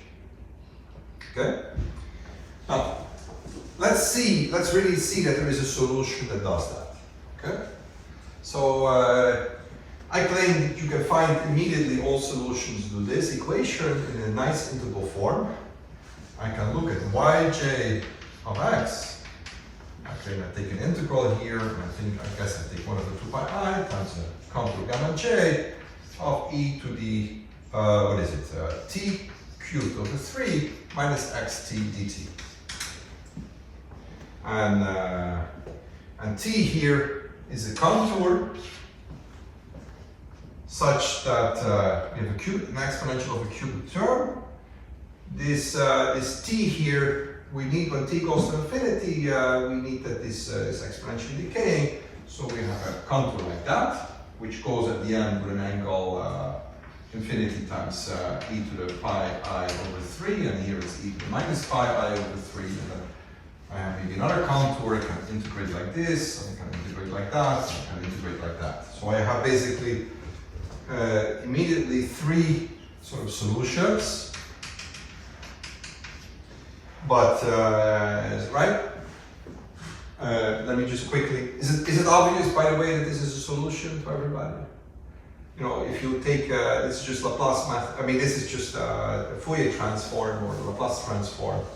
If you take the derivative with respect to x here 2 times, you get a t squared in front, but then you use integration by parts, and then, okay, but then integration by parts, I need to integrate again and get an x. Okay, I was very quick, okay, but this is just integration by parts. This is a standard way of solving such equations in terms of integrals. And the contours? And the contours, they are just made because we don't want any, when we do integration by parts, we pick up boundary terms. We don't want any boundary terms, so we put the boundary in infinity. And we make the infinity in such a way that this integral actually converges, otherwise you don't have a solution.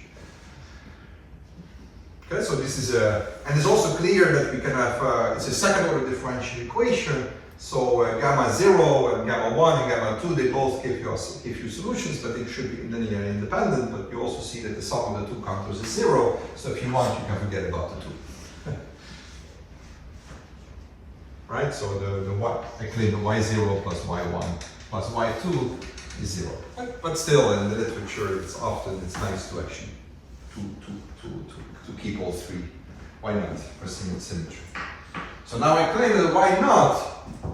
The y naught is the one that is very interesting and has this behavior. And it's proved using this simple principle.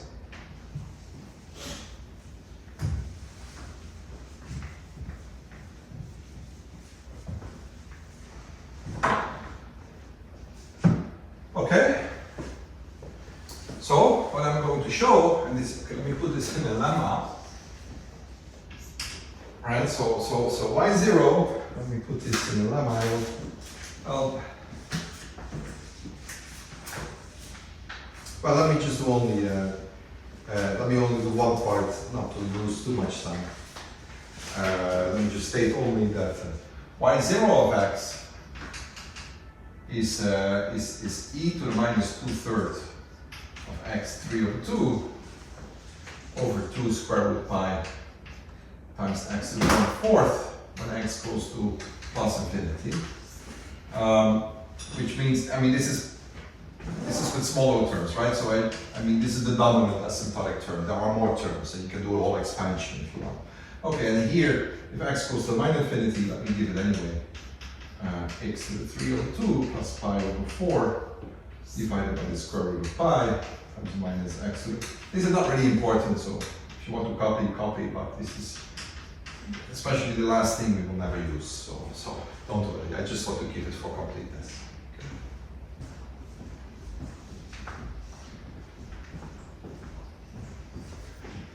And the proof of this is exactly doing, it's actually not very difficult. Yeah, but wait, before I continue, I still see people writing, is there any questions about this? Or? The idea is clear?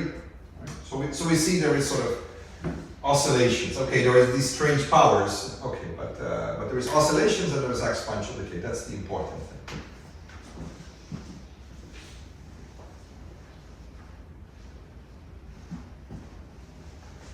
Okay, so how do you prove this? So let me just prove this only for x going to positive, and then I'll just say what you do when x goes to negative. So if so assume x positive.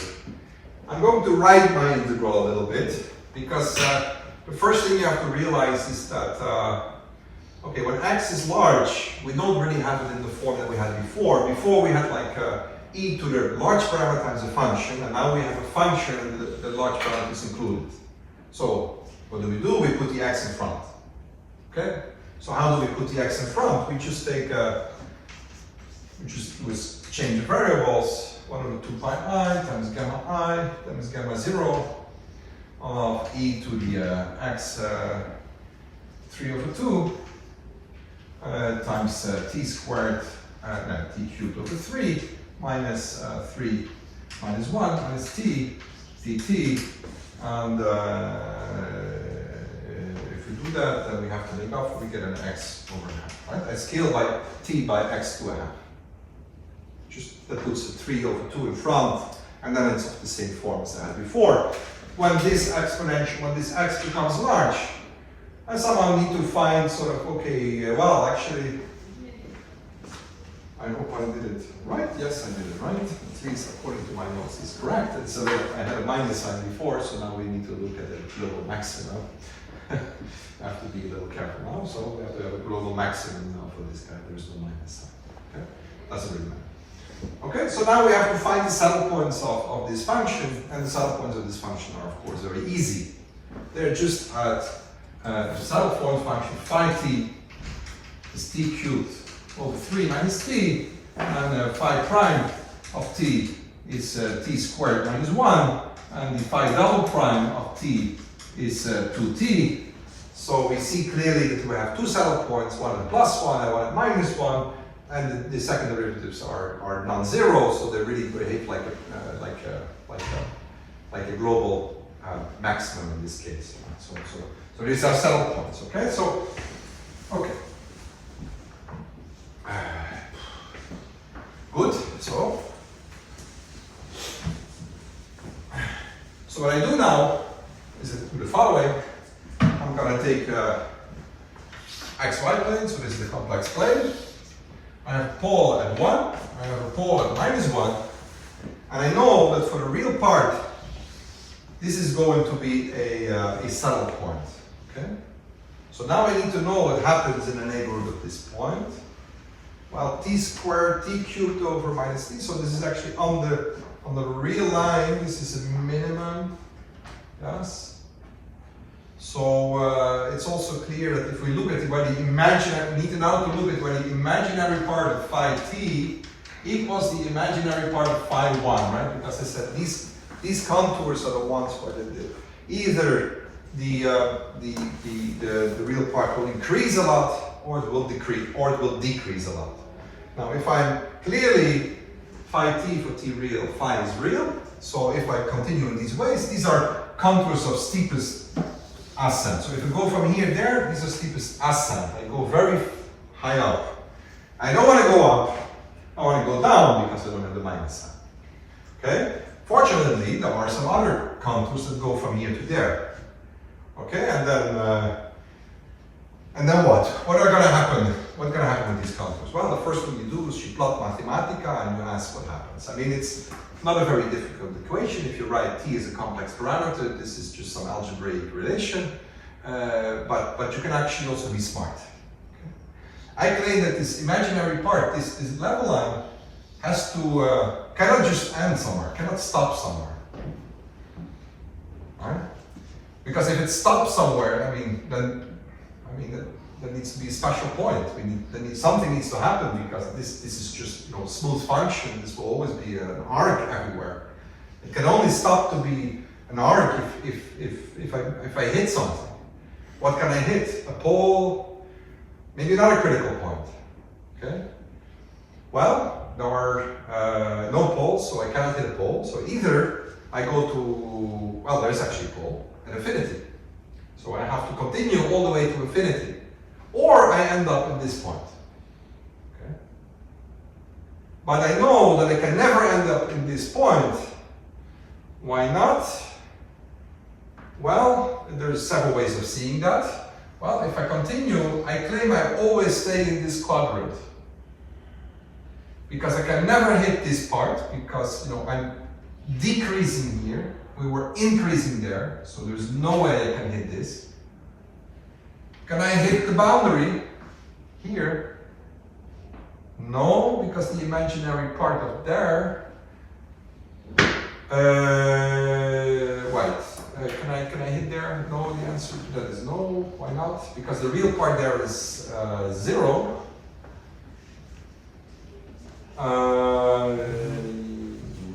So we can actually hit there, or not? Can we not? I thought.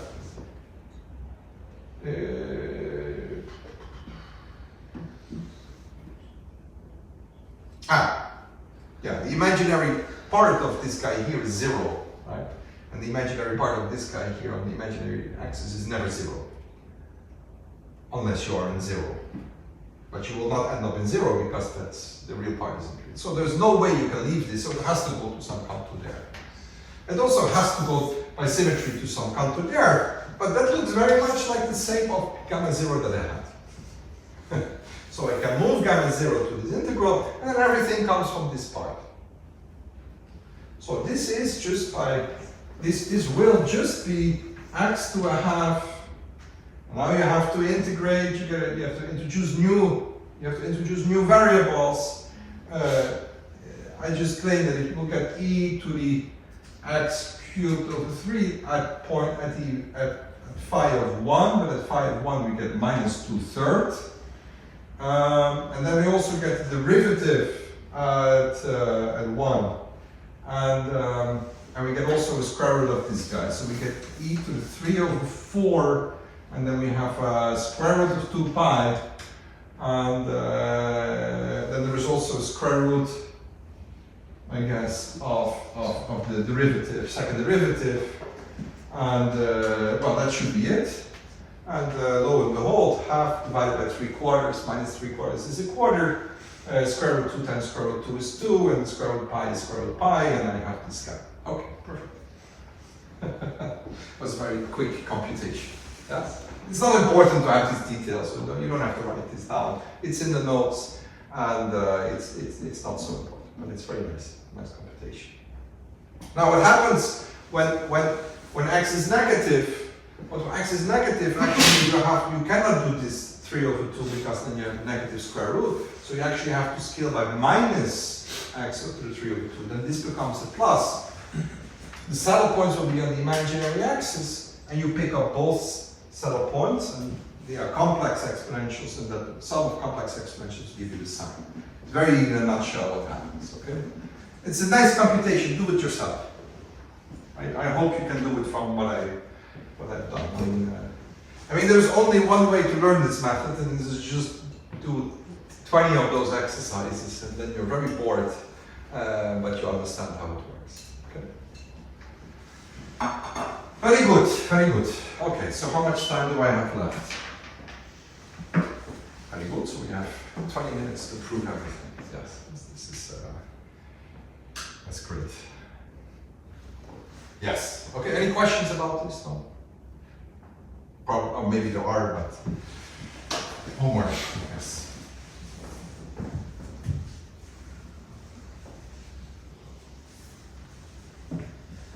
Okay, so now I'm going to look finally at the Aztec Diamond, and here is my my integral that I have to analyze. Okay, so I'm going to do this a little bit more slowly, and but the idea is that I'm going to write this in terms of these as exponential forms, integrals. But be careful, you have a double integral. Okay. So the first thing that I'm going to look at is that I want to have asymptotics for 2x to y. Sorry, 2xy to 2x prime and xy, also the same here. Okay? Well, I'm going to look at the diagonal. Right? Remember what is the diagonal? This is the probability. This is the probability of having a point at 2x y. Right? So this is the probability. Now, why do I care about this diagonal first? It's sort of an easy thing. I mean, the easiest thing we could compute, but it also will tell us something. It will tell us.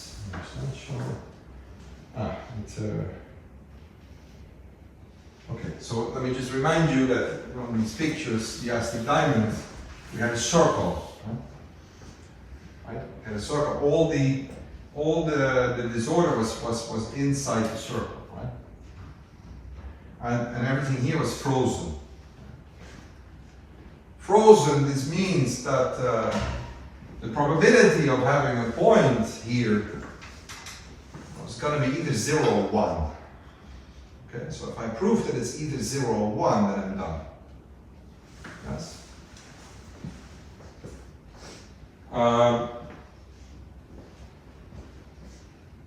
so let me do that.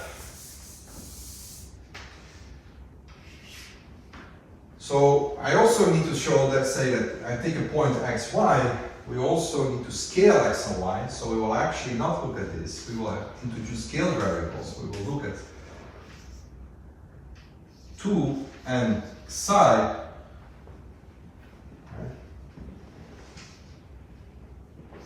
times 2n, sorry, n times, let's call it psi, no, eta, sorry, times the same thing. So what I mean with these brackets is that I take the integer part, okay? So basically look at a point here, let's look at a point here that is at psi eta.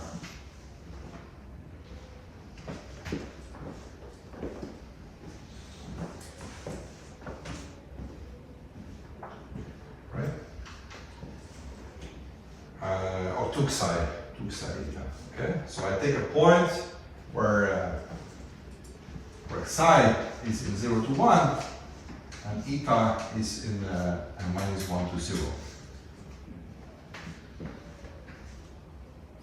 Okay, and I want to study the diagonal of this curve. Okay? This is the probability. This gives me the probability of having a particle. Okay?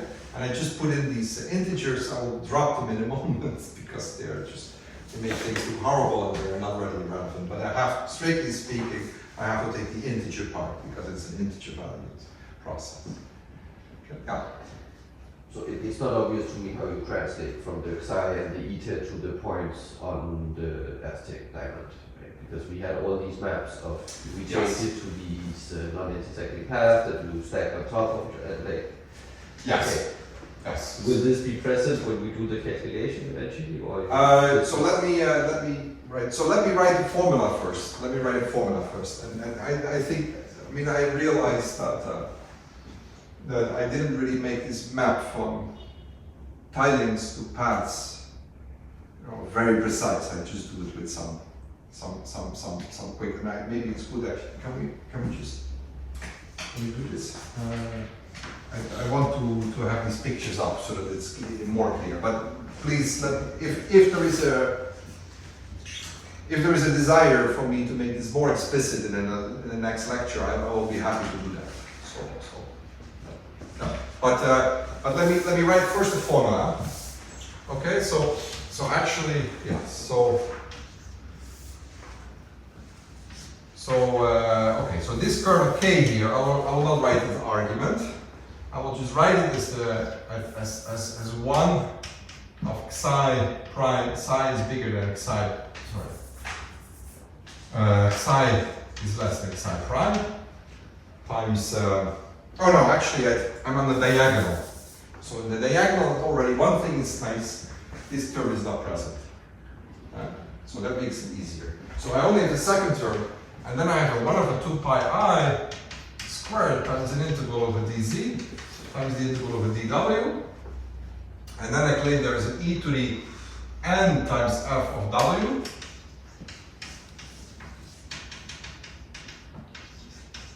And here there is a z times w minus z. Right? And then here we have an integral over gamma z, and here is gamma w. Okay?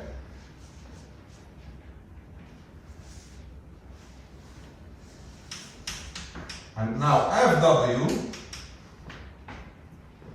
is the following. It's psi times the log of 1 plus z minus plus 1 minus psi times the log of 1 minus z minus 1 plus minus 1 plus eta times the log of z. Okay?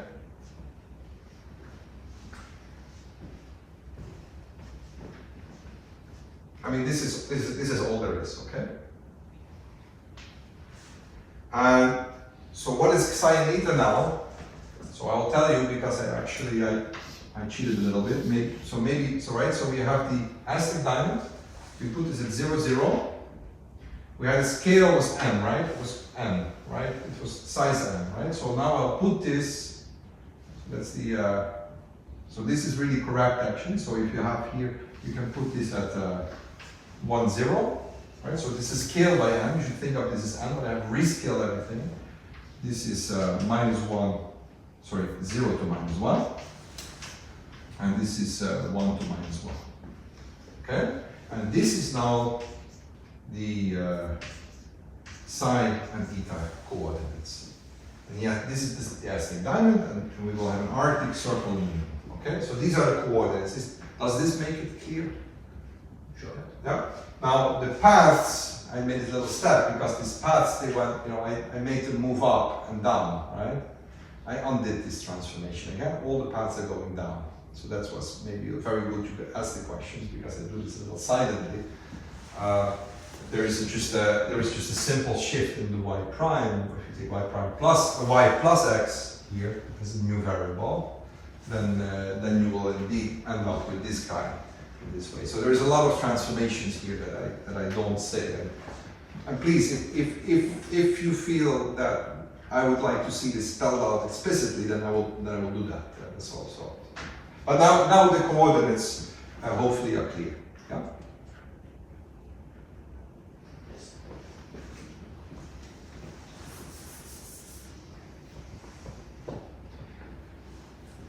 Yes. Okay. Very good.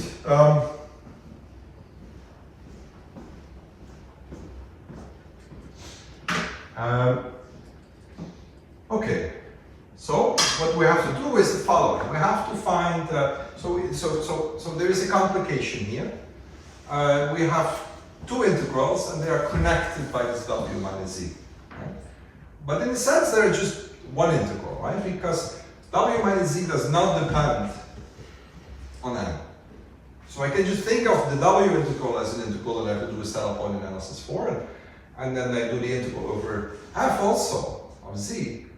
I just do the saddle point analysis for that one too, and oh, actually they're the same, right? So I have to do only one saddle point analysis, and here I have to take contours of steepest descent because I have to make sure that I'm in the maximum.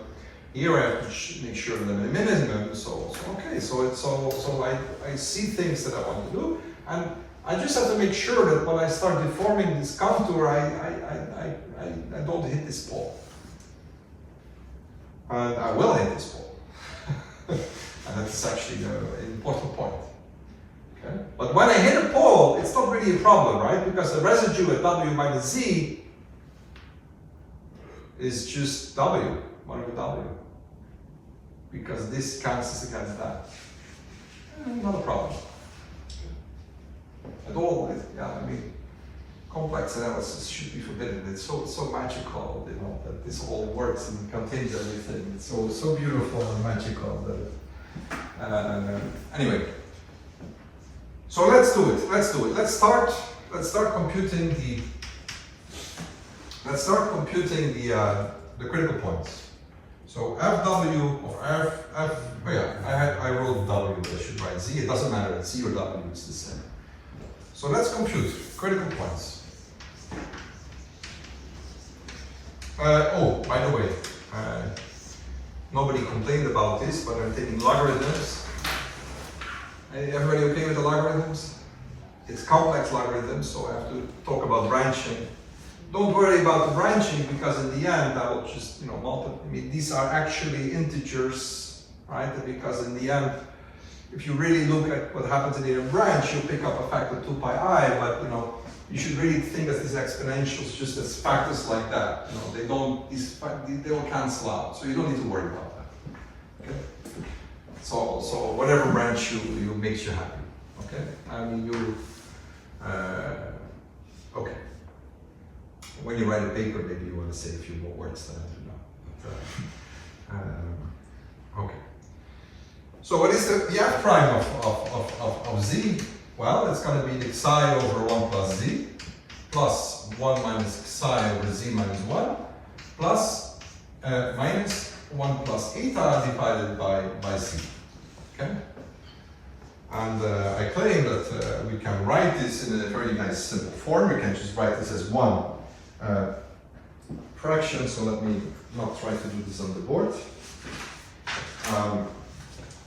But what you will get is 1 plus eta plus 1 minus 2 times psi of z minus eta of z squared divided by z minus z cubed.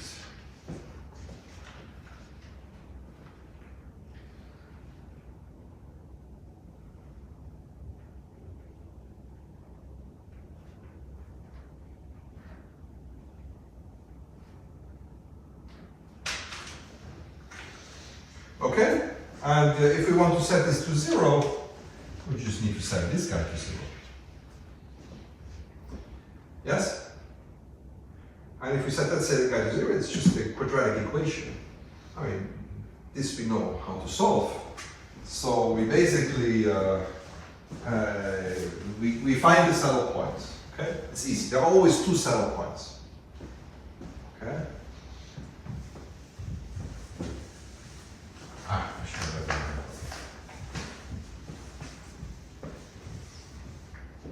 that. So there are always two saddle points.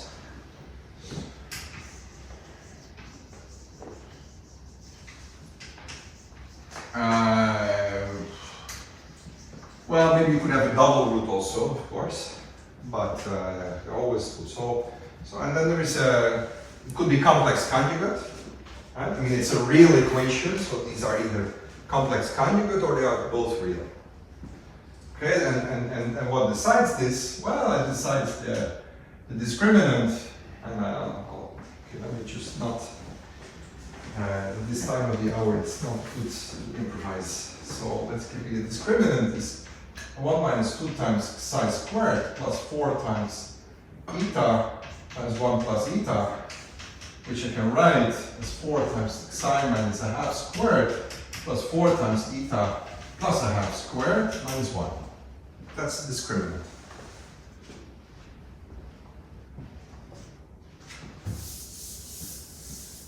Yes? So if the discriminant is negative, we have two complex conjugate solutions. If the discriminant is positive, we have two real solutions. The discriminant equals to 0 is a very nice shape. It's a circle. So d equals 0, that's a circle with radius a half and center a half minus a half. Well, what is that circle? Well, I erased it, stupid, but okay, let me write it again. 1, 0, 0 minus 1, 0, 1 minus 1. Well, that's exactly the circle that I promised you. Okay, so here you see that this is the circle that we saw before. I didn't prove that it's the circle, but I mean the circle that appears naturally. I mean it doesn't prove that we have disorder here and not. So let me just prove that. Okay, so let me prove that. I don't have much time, so I'm it's a little sad that I arrive at this point. I cannot do all the asymptotics, so maybe I'll spend next time doing some more delicate asymptotics, but maybe now I just prove just this kernel. So what happens is the following. Oh, I had it here.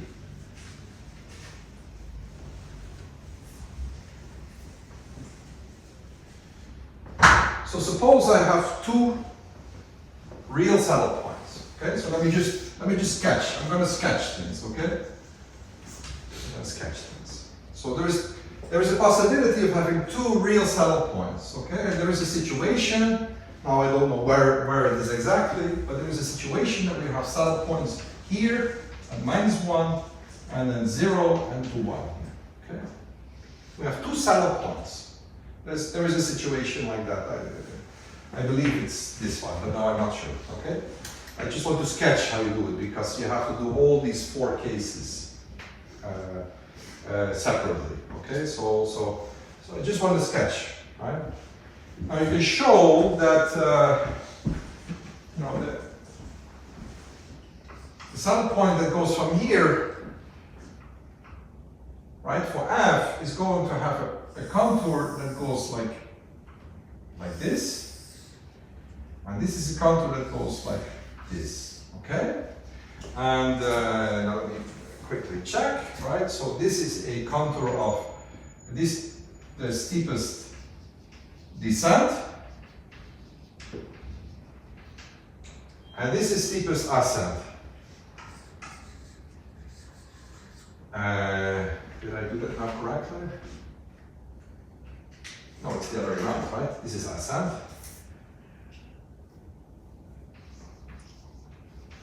This is steepest descent. Meaning that if I start from this point, the real part of F will decrease and will come 0 here. Okay? And that's the contour that I want for F.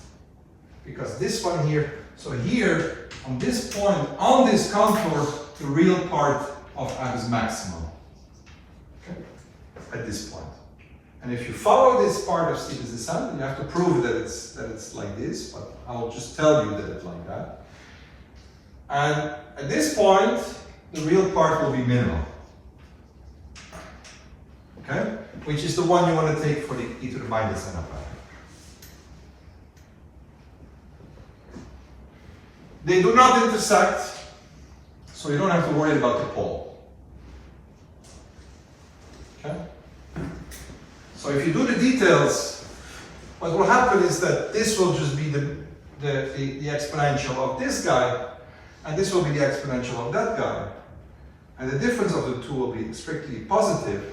This kernel here, this kernel will just be e to the n of f of this saddle point, let's call it S1, this is S2, S1 minus the f of S2, and if you do the computations, the real part of this guy will be negative. This will just be exponential decay. Okay? This will just tell us that we will have an exponential decay for the probability, which means that there is no points. So that probably means it's this part. Okay?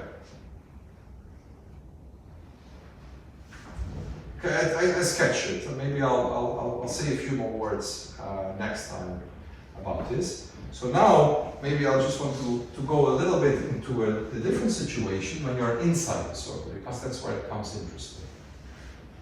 Okay? So when you're inside,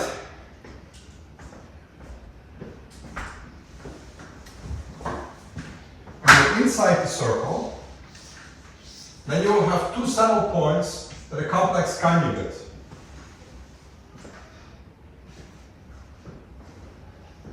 And they will have paths of steepest descent and ascent, and actually you show they have to end up, I mean here you can argue, here it's actually nicer to argue, because you will argue that there's a saddle point that you will leave, your paths will leave somewhere, I mean they will leave here, and they have to end up somewhere. And the only way they can only places where they can end up is at special points. This could be only the poles. We have poles at 1, 0, -1, and infinity.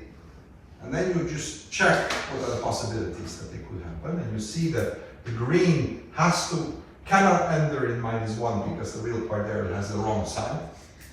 So it has to end up in either infinity or 0. But since we have 2, they have to end up in both places. And for the same for the purple point, you get it something like that. Now, what is the point? What is the point? It's when you start integrating like this, you deform your contour. The point is that now you are actually crossing. You are crossing this part. Yes? You're crossing each other. And that means that when you maybe first deform gamma z so that it's good, then when you bring in gamma w, you will hit a pole. So when you hit a pole, okay, then you have to be a little careful.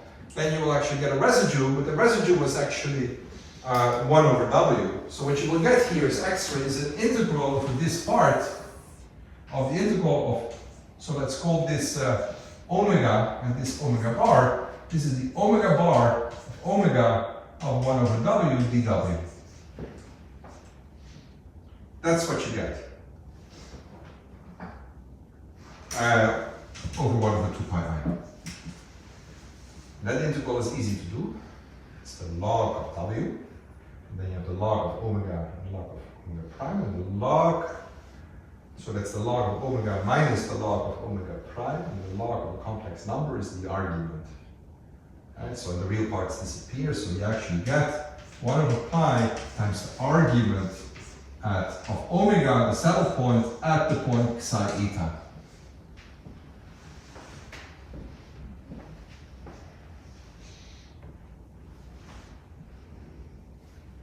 Okay, so there's a very beautiful theorem that not only says that we know sort of the probabilities, they are completely expressed in terms of a map that goes from this square to the saddle point.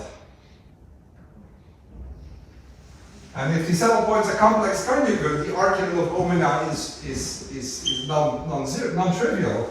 And this map will give you exactly the probabilities of having a point at some point. Now when the saddle points go to the real line, they collapse on the real line and they will be real, and the argument is either going to be 0 or pi. So it's going to be 1 or it's going to be 0. So we will have no paths or with probability 1 path. Okay. And the argument map here really gives you the value of the probabilities, which I think is an amazing statement that, you know, you go from some combinatorics to determinate point processes with Duits matrices, and then you go to complex analysis, and in the end you have a very beautiful statement that says there is a map from this thing to the saddle point, which is just a simple function, you know, the cradle point of some nice analytic function, and then the density is given, or the probability is given by the argument of that number. It's a very beautiful statement. Every time I see it, I love it. Yes, I've seen it so many times that I should get bored of it, but I love it still. Okay, and this is you don't only see it in the Aztec Diamond, but you see in many other cases. So I was actually hoping to do a little bit more, but maybe that's actually only a good thing. So next time I want to do a few more computations of this type, and I think what I will do is that I will not give a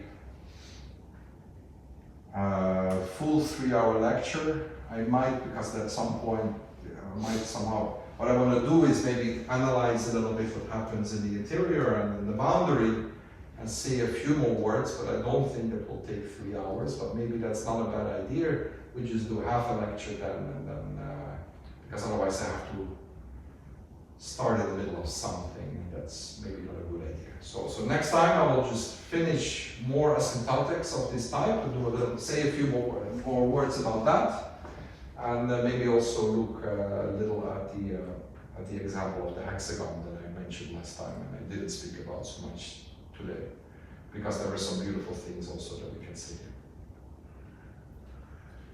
Okay, sorry for going over time. We have half an hour more. No? It's on to the 1:45, no? Yes, you're right. I'm completely. Oh, that's great. Okay.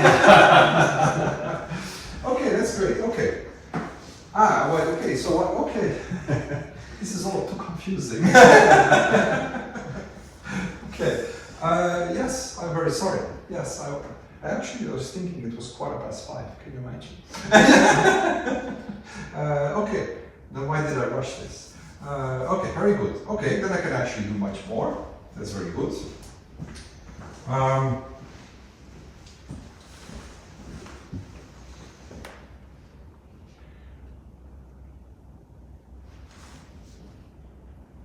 Okay, then I will do another computation. And I will actually look at the little, yes, so what I'm going to do then is that okay, the frozen regions, they are not very interesting by itself, they're just frozen, and I told you more or less how to compute it. Let's look a little bit more at this disordered region, and look at the randomness that is in there. Okay, okay, then I can actually do this. Okay, great. Yes, perfect. Yes. Very good. Okay. So let me make a nice little summary here of what I found is that a little theorem, or maybe let's call this a proposition. Okay. So this is something you can easily check, and I'll write it in a form because this is the form that you see very often in this business. So this statement can almost be exactly copied with just changing the function in the height and and goes as follows. Okay, so for psi and eta in the disordered region, let's call that region calligraphic D. Okay. So this is just a region for all points where the D is positive, right? Sorry, the discriminant is negative. Okay. There is a unique solution omega psi theta, which is an element of the upper half plane. Right, so this is typically denoted by H plus. There's a unique solution in the upper half plane for f prime of z is 0. Okay, so it's a unique critical point in the upper half plane for the function f. Okay. Clearly here it's obvious, right? Because there are only two and they're complex conjugate, right? But actually this statement is true very often, so that's why I put it. Okay. Not only that, and this is not entirely obvious, but not difficult to check when I give you the statement, but not only that, we also have the following. The map that goes from psi eta to omega psi eta is a diffeomorphism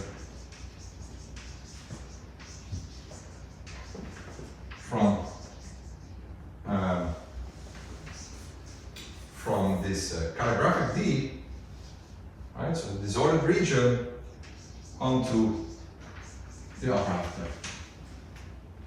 Okay, that's not very difficult to check. I mean, you have two solutions. I mean, in this case, it's not very difficult to check. Okay. In many other cases, you could, but this is always there. Okay. So this is very nice. And now I claim. Now I am going to look at. Wait, what am I going to erase? Let me erase this.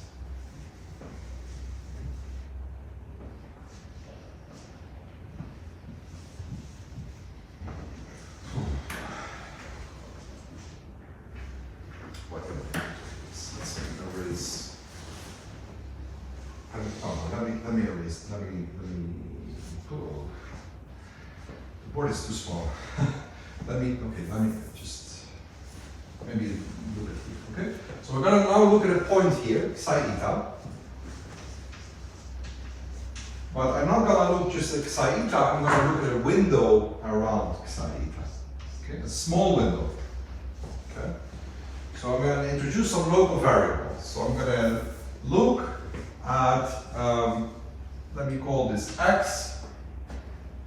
Right. So I'm going to actually say that I'm going to look at psi n. Right. So that's plus x. Okay. So I'm going to look at that, and then I have psi n. Sorry, eta n. And this is going to be u. Okay? And I will also take this baby with a prime, and the same with a prime. Okay. So I'm going to look at 2 points now. So I'm going to look at the process that I get here. I claim that I get here, if I look at the paths, right? We have some paths that go here. Right?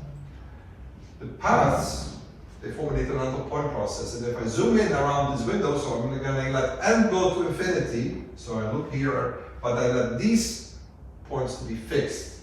Yeah, so I'm going to take this small, I'm going to zoom in this area so that I still see my tiles, my paths, and finite size. Okay, I let n to infinity, and I claim I get a limiting incremental point process that is given by a very simple curve. Okay, so then that's the theorem. It says, so set this here for fixed x prime, u, and u prime. And I claim that then the kernel Kn, when n goes to infinity, in these points, right? So in these points, so I don't know, let me not write it. I mean, it's clear which points I mean, right? So I take, it's not. Psi n plus x and so on. Okay? Psi n plus x, psi eta plus u, psi and so on. So I have 2 points, right? So my new variables are ux and u prime, v prime, right? So if I zoom out, I get, I zoom out this point here. This is just my u and my x and u plane, right? Yes. So now I take 2 points, x u, and I take another point, x prime u prime, and I compute the limiting correlation curve for this point. Okay, correlation. Okay. So this will converge. I claim this will converge to a nice kernel.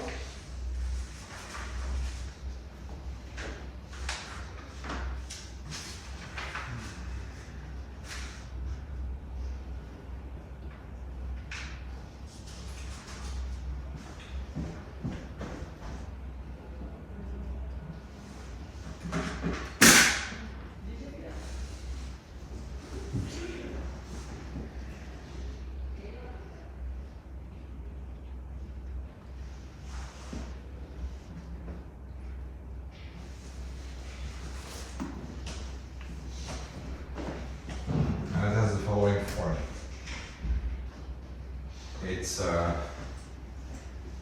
I should probably make some space.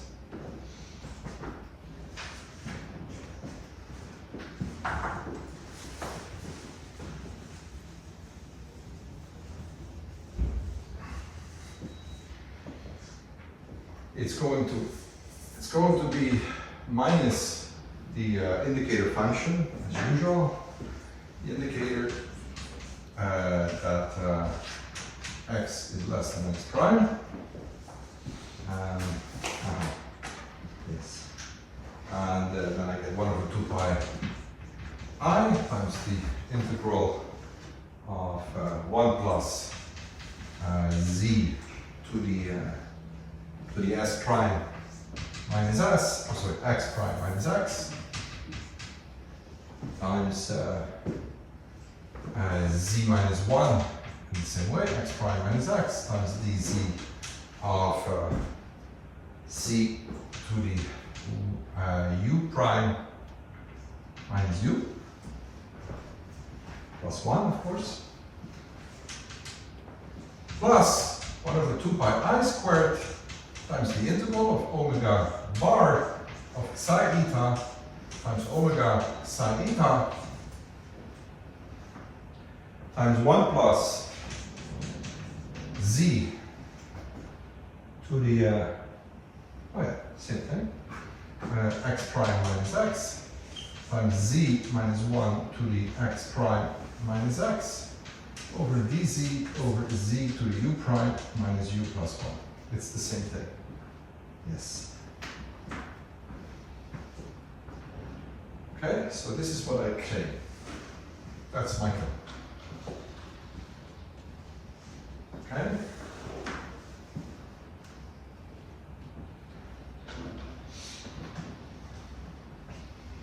And I want to say a few things about this. Okay, so first of all, how do you prove this? You prove this, basically I already sketched the proof. Okay? Why? Well, I mean, what does this do? What does this do? What does this do? We have an extra x and an x prime. And we have an extra u and a u prime. It actually means that this was not really the kernel. It was not of this form, because this one only included the terms with psi and eta. You need to keep track of a few more terms. Yeah? And these terms, they do not depend on n. It's just an extra jumps here and something. It does not depend on n. So when you do your asymptotic analysis, you know, you do the cell point analysis, you do the same analysis I did with the which I actually erased, right? So we had these contours like that. There's the same thing. You have this cell points omega here, right? Omega psi eta here, and here is an omega psi eta there.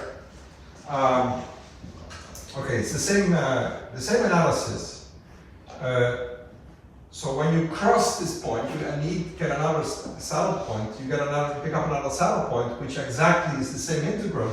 But instead of having just dz over z, I have these extra terms. I still have these extra terms that I have that do not depend on n. That's it. Okay, very nice, very nice. So that's a nice statement. So now I actually have identified the local processes in a point here. It's just a determinant point process with this kernel. Okay. What is nice about this kernel is it's translation invariant.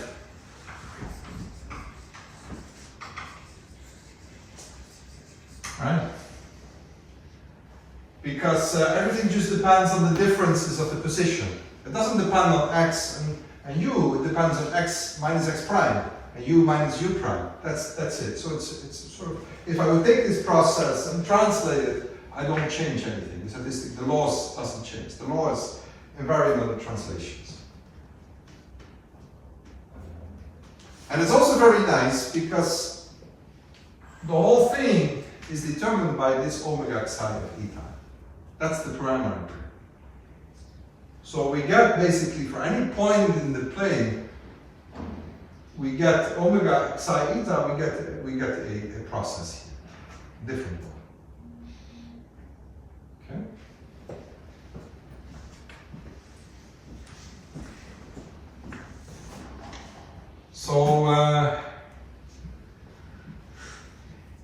So let me say now maybe one more thing.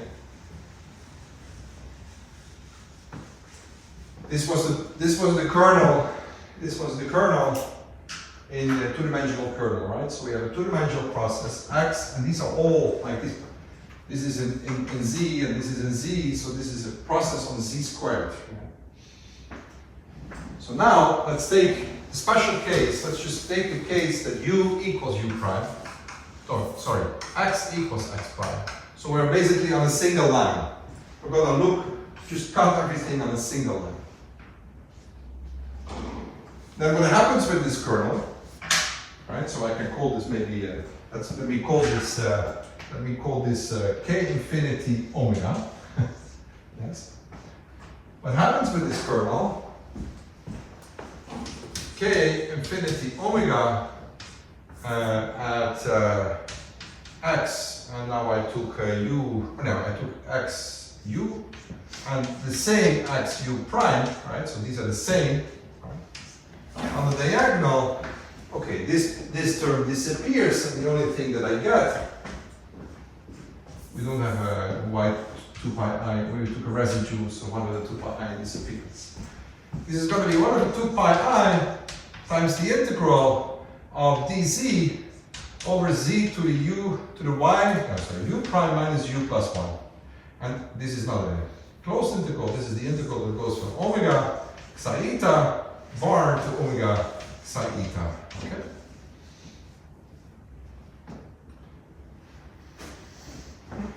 This integral I can do. It's not very difficult. z, I know the primitive of this function.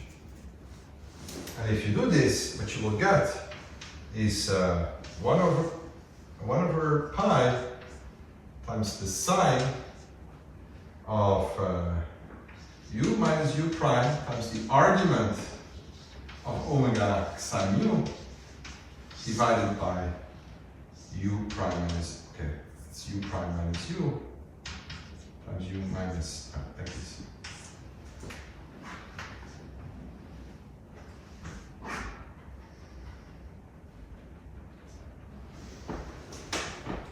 So indeed, when u prime goes to u, you get the density back. It should, you know, this is a standard limit. You get the argument over pi. That's the density.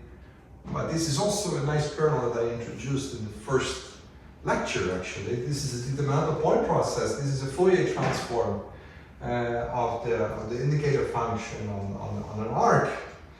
This is exactly what like a Toeplitz operator gives you a determinant point process. This is one example of that.